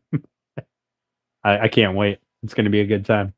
I have to drive to Waterford in the morning and then drive to work. So I'll be on back roads, which will be even better. Well, I don't know. Maybe I'll just go up the street to the gas station instead of to Waterford tomorrow. To go to Quickfill. I haven't been in to see Dan in a while. I'm surprised he hasn't texted me and asked me if I was still alive. I used to stop in there every morning.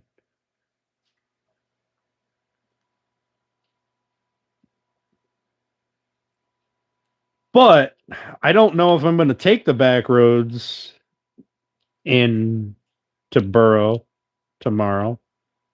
Like I usually circle around Borough. I don't like driving through town. I go out and around and come back in to my shop because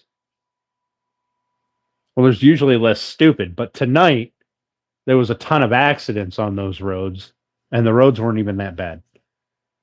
That's why I ended up getting home late because I got held. Like every road I took had an accident on it. 10 miles an hour. You got them studded snow tires and all-wheel drive. You couldn't grip that road? Yeah, but I got four-wheel drive. It'll be fine. Remember, four-wheel drive is better than anything. You can do 90 miles an hour with four-wheel drive. It's great. You can't stop worth a shit, but you can go.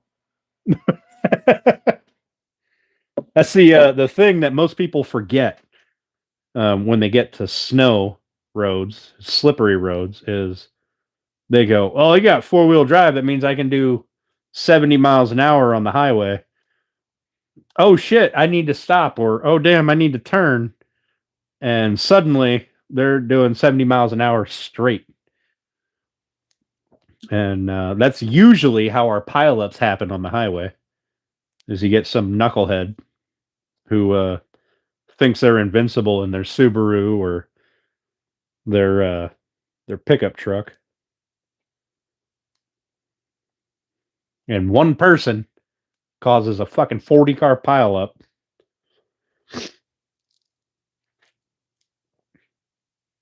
Also, you get the other side of that, people that have four-wheel drive that refuse to use it because you can only put it in four-wheel drive so many times, and then it just goes away. Then it's just two-wheel drive because apparently that's what people think.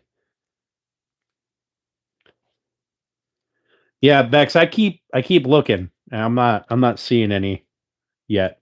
But with the snow means we're going to be doing more tires tomorrow. So I might be able to get you a tire that's at least halfway decent. We'll see.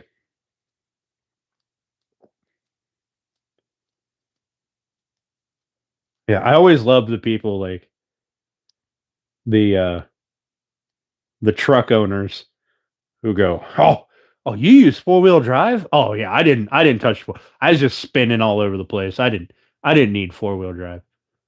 Bro, you paid for it. Why the fuck don't you use it? It's not like you only get to use it twice in your life and then it just disappears. Push the lever, push the button, whatever you got to fucking do. It's way better. I promise. It's way better. It doesn't just stop working because you used it too much.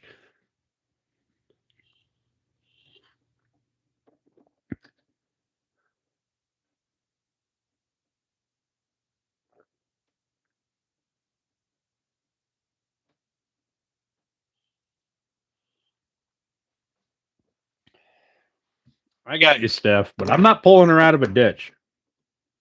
She can call a damn tow truck.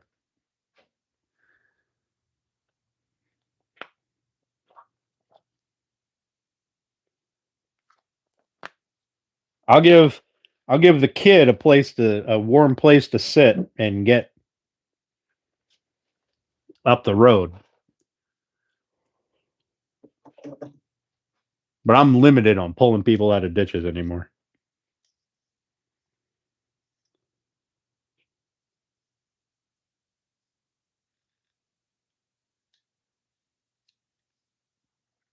People are ungrateful as fuck.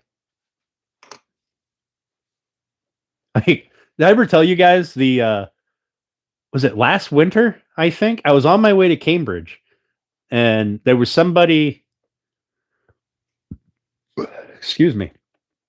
Or somebody stuck in a snowbank all around a turn. It was a minivan, and I'll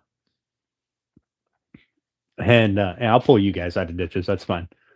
There's somebody they didn't make the turn. They slid right into a snowbank and got stuck. And I come along and I went, all right, I'll help you out. Here's my thing though. I'll hook the strap to my truck. You hook the strap to your van. Dude hooked the strap to his front fascia, that plastic thing on the front, and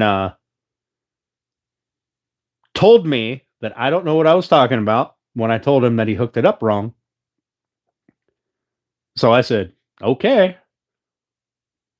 And I pulled and took that front fascia right off. Ripped that fucker right off the front of that van. I went, all right, try again. He was so fucking mad. Oh, I love it.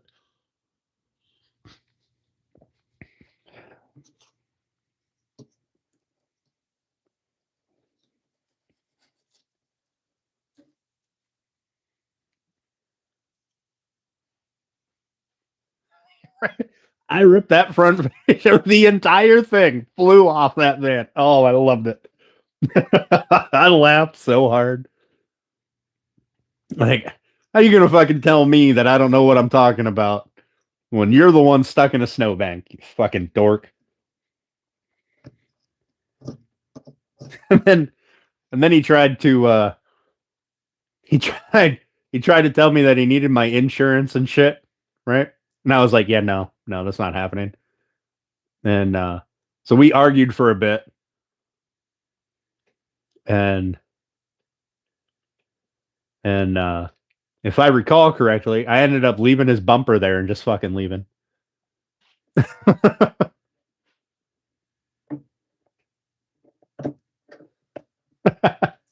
It's fucking hilarious. Like, go ahead. You're still in a ditch. You don't know me.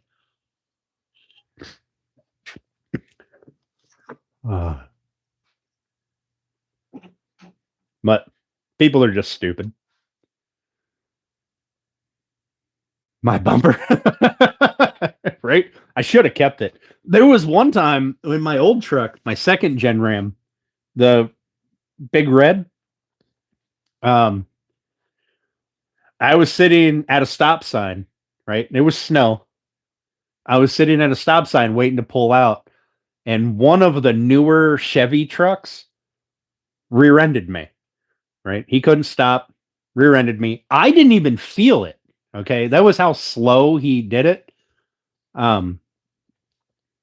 So I had a trailer hitch, and the Chevy had a metal bumper with like this hole in the center for, like, I guess where your front tow hooks and stuff come out.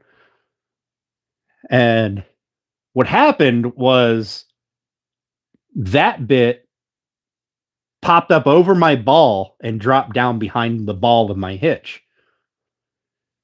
And so when I pulled away, I took his bumper with me.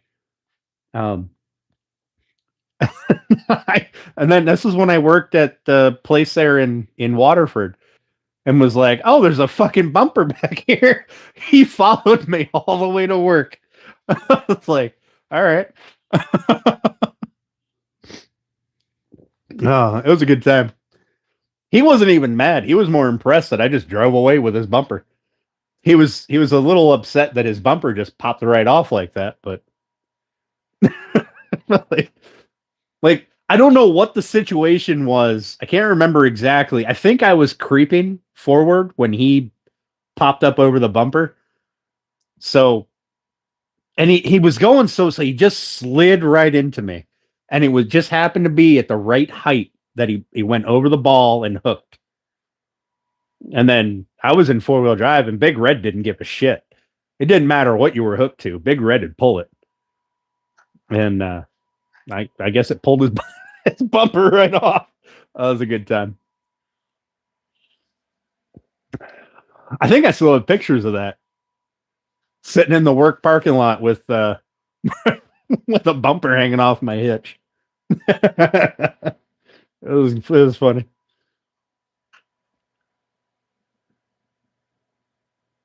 So they right at Dan's balls. Oh, it was fucking. Oh, it was hilarious.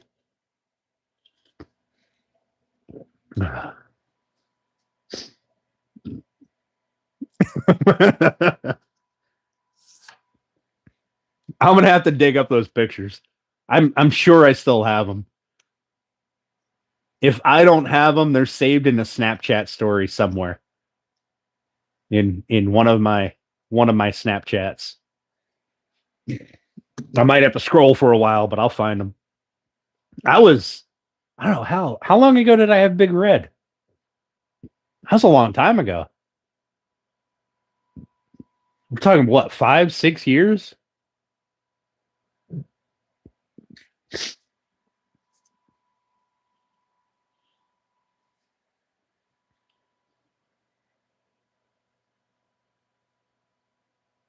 Kind of miss Big Red. That truck didn't give a shit. I mean, it was falling apart, but fuck, I hit so many deer with that. It was back when trucks were actually made out of metal. Like, not this aluminum foil nonsense that you got now. Like, you couldn't flex a fender on that thing just by leaning against it. It was solid. It also weighed a ton.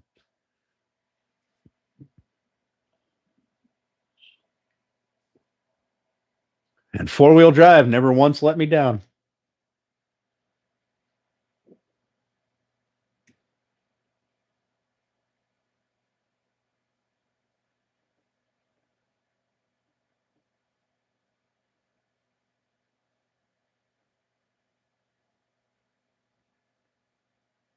Copy paste a PDF and click the yes.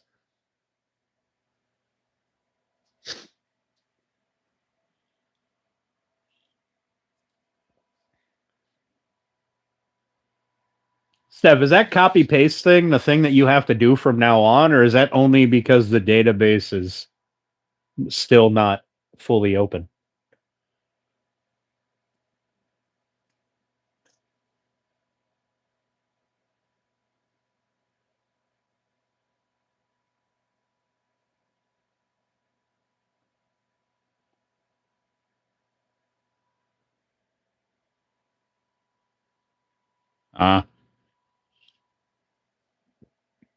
That's stupid.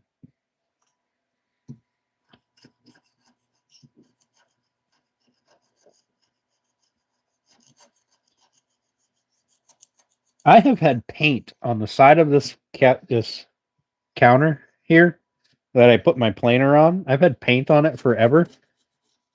I never once thought to scrape it off. I just scraped it off, and I'm super happy about it.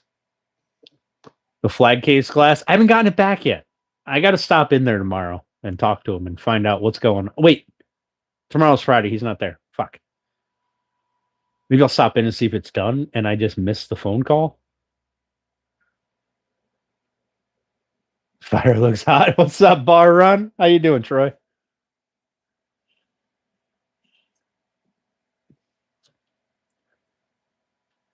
Yep, I agree, Misha. Misha?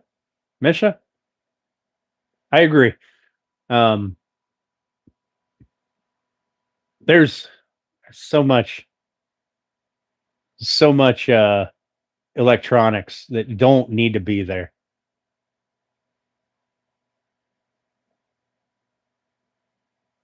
I'm super excited for some of these little trucks that are now apparently allowed to be sold here in the States again, because a lot of them are just basic. What's up, New Zealand? How you doing? He wants out. Open it. Open the door. Let him out. Fucking cattle disappear in the snow. There's a fire behind me. No way. Oh, look at that. Son of a bitch. My roof's on fire. I thought it was warm in here.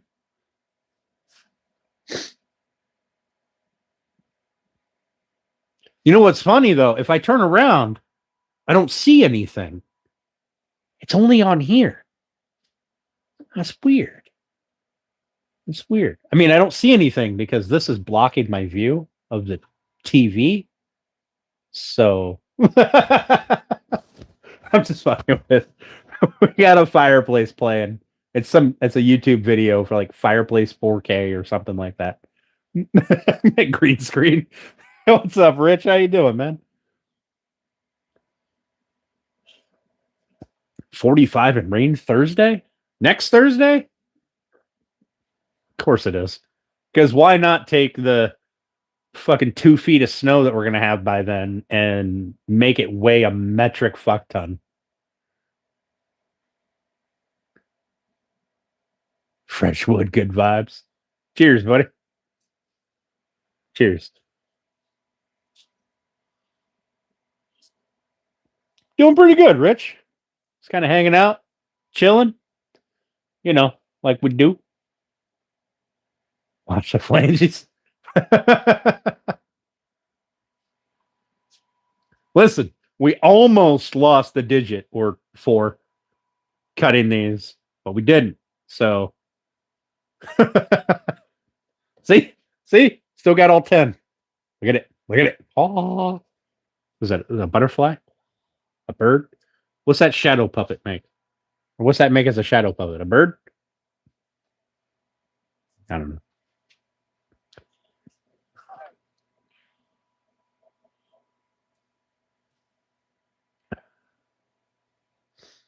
It does smell really good out here. I'll be honest. It smells like a wood shop. Which is to say it smells like this. This is the start of our kitchen island.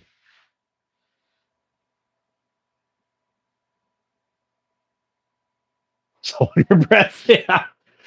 I realized it. I mean, too late, but not too late that I lost a digit. So I guess it was just in time. Yeah, it is really nice. I think everybody like woodworking, basic woodworking isn't difficult. I think everybody has the ability to do it. The tools and the materials can get very pricey very fast. But it's all just measurements. That's the earlier when I was cutting out these, actually this side, the first cut that I was making up this edge, I had my hand inside the shelf and the blade was only 1.25 inches in, and I was holding on to that board so that I could push the saw. Yeah, almost. They're probably that close. But did that with a nail. Oh, listen, I shot nails into my fingers so many times because a nail gun, I've got nails out. All right. All right. So this is how you load a nail gun, right? They come in this way, which means the nails come down that way. But I don't know if we can get the taper on there. Can you see the taper at all? The taper is pinched that way. So when you put the nail in, the nails will follow any grain, right? And if they're long enough, they'll shoot right out the side. So you turn your nail gun.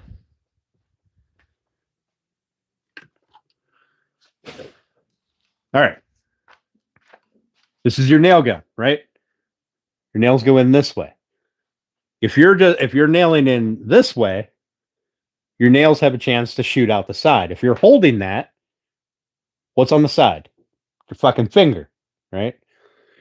So the number of times that I have shot a nail through the side into a finger, I don't even want to talk about it. What you do is you turn it perpendicular to your wood, right? And shoot it in. That way, the nail wants to deflect left or right, and that's just going into more wood.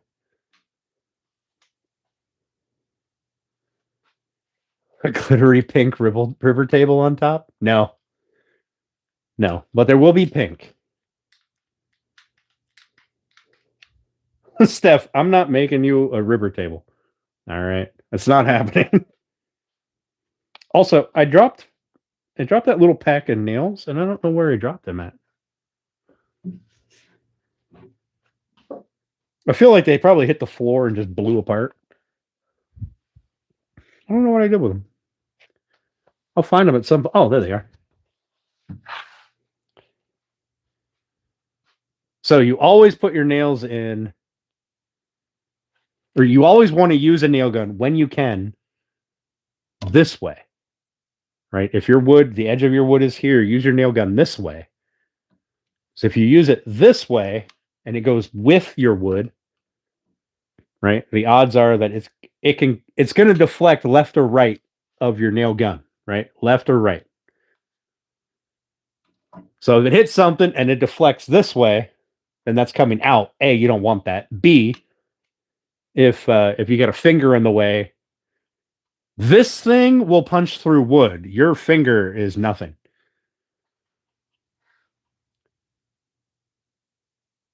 Pink and glitter. All the keywords. All right, a river table or a river countertop in this case would be 2 pieces of wood.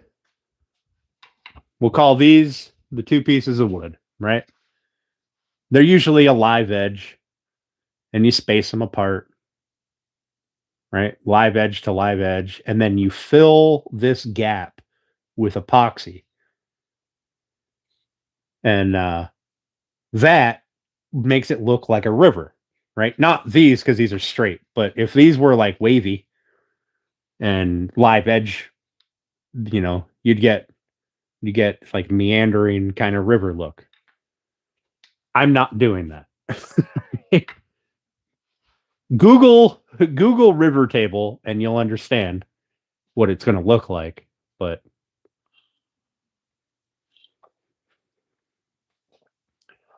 it's also yeah. If the nail gun can punch through, I don't know, hard maple, your finger isn't even as hard as pine. Like, it'll punch through your finger real fast. What's up, Pine? How you doing, buddy?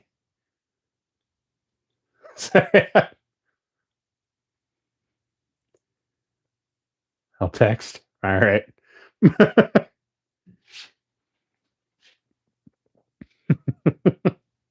All right. You guys hang out for a second. I'm going to step outside that door, and then we're probably going to call it our night.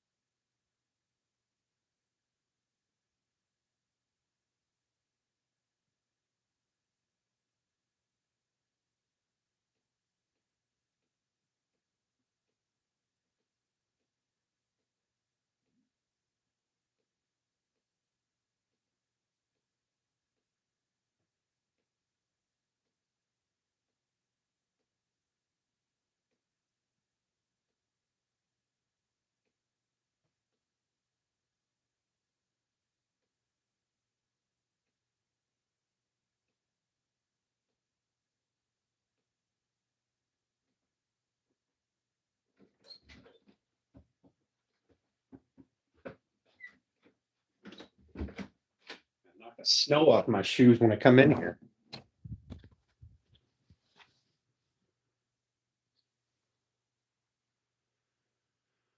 All right.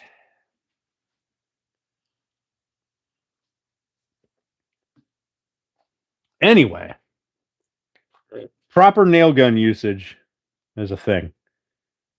And maybe I should make a little short or something about that. We haven't gotten snow yet? I got a ton of it out here. You want to see it? Here, I'll take it out. We'll see it. Bop, bop, bop. Is that screen? Is that clean? Yeah, it's clean.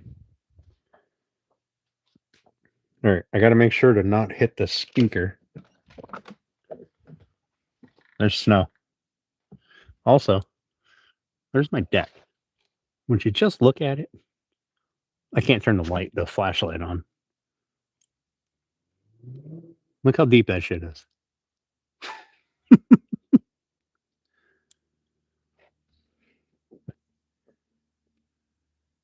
This is snow. That right there is a mound of leaves that I tried to burn, and then it rained. And then after it rained, it snowed.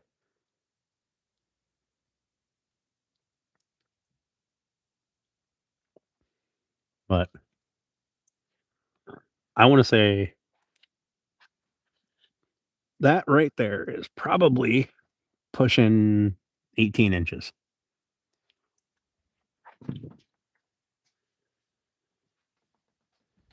I'm going to stay close to the lake.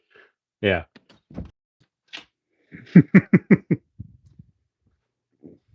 You have 20 times more? No way. Well, that's part of the lake effect. So where I'm at, we get lake effect snow bands that kind of set up here. So where my house is, we have a band that goes this way, and like it's this big oval where a lake effect band will set up, and then we have one that comes this way, and right here where the two overlap, that's my house, right in the center of that.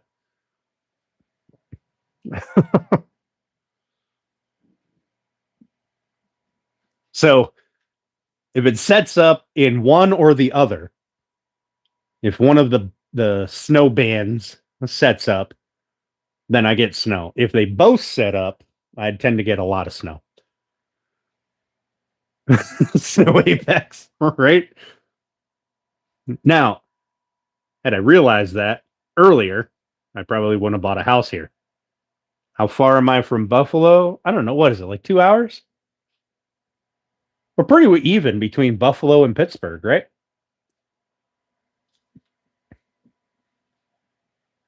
Buffalo, when they've got, a good amount of snow, and they got a game, the stadium will pay people to come in and shovel snow.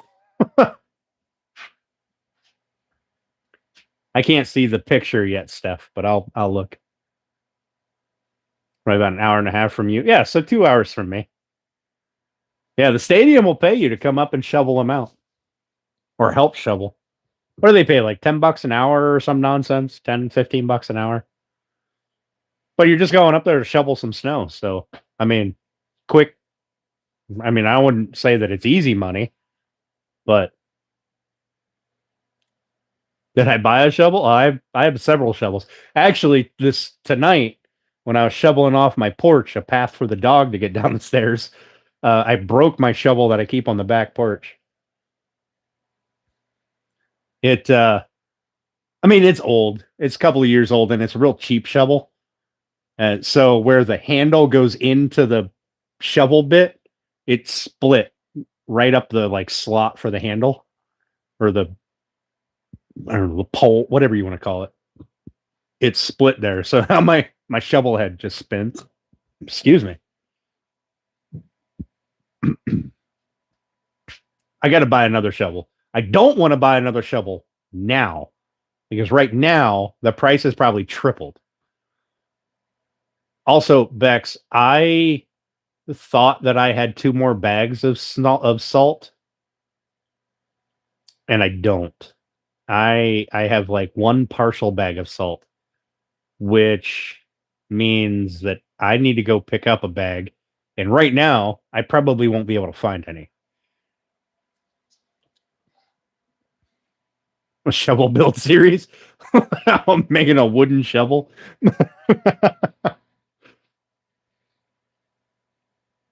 There's a guy down the road, or an old couple down the road. They just put in a concrete driveway last year, and they must have added heat to the driveway, because they got no snow in their driveway, and I'm extremely jealous. Yep. That's what I ended up having to buy last year. We had like an ice storm, and I ran out of salt, and I was like, fuck. So I went up to the hardware store to look for salt. They didn't have any, but they had water softener pellets. Not the same thing, but it works. All right. It is definitely not the same thing, but it does work.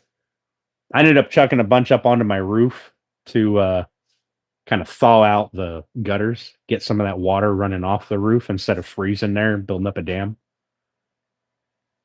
Which, by the way, for those of you who live in a place where you get ice dams, or don't have the heat tape stuff, if you go to the store, buy, Dollar General or whatever, Dollar Tree, buy some cheap pantyhose, take a couple of 8 inches of it, fill it with salt, tie the end shut, yeet that fucker up onto your roof, and it'll help break the ice dams up.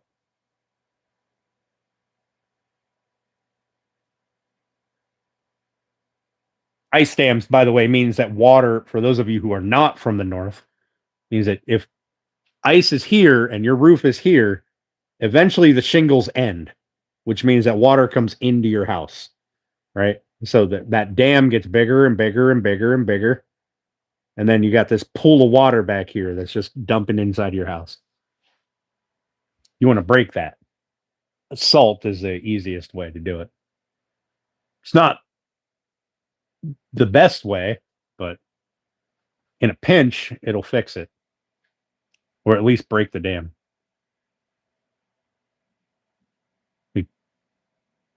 So your laundry room, yeah. Yep. Now, that's not the way to fix the ice dam problem. That is better insulation and airflow. Because what that is like, I know why it happens on my roof, right? Like the main portion of the roof is not insulated. It's insulated on the ceiling, right? So this part is not insulated, but my upstairs my walls are angled like this. So I've got the flat bit, and then I've got an angled bit, and that's the roof. All right. So heat will transfer through that, melt the snow, which will run down, get to the eaves where it is not melting. It's freezing there, and then builds up. And then you get an ice dam.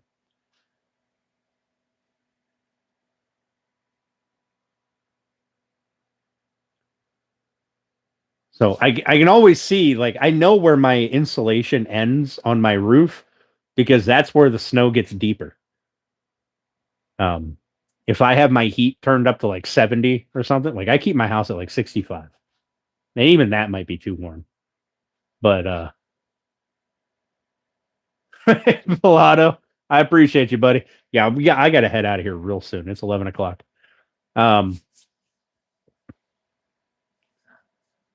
We're crappy talking now. We're just shooting the breeze, man. Come on, Robert.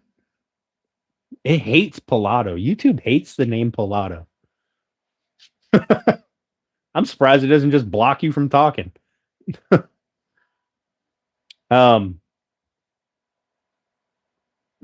when it's not actively snowing, I can see the snow melt on the angled part of my roof, like where it's angled inside. I got insulation there. And then when it gets up above the flat bit of my roof, like my inside roof, that's insulated there. The rest of it is open. It's got vents on both ends to let airflow through. And you can see where that ends on the roof.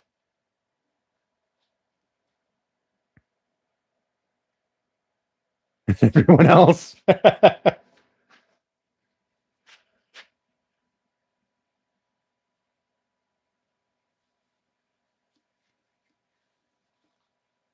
Just be cold all night. Yeah, I'm gonna go in and I'm gonna eat some food, and then I'm gonna go to bed. I'm gonna let my dog out. He's gonna be very unhappy because the snow is gonna touch his butthole. He's not gonna like it. This episode of This Old House. Hey, there's tons of good information on that show. Eating food sounds like a great plan. All right, guys. Y'all have a great night. I appreciate you for coming in tonight and hanging out, shooting the breeze. We went a little longer. We'll call it, because we missed the Tuesday stream. We'll call it a makeup stream. And I will see you all on Saturday or Sunday. I haven't decided yet. So have a great night, guys.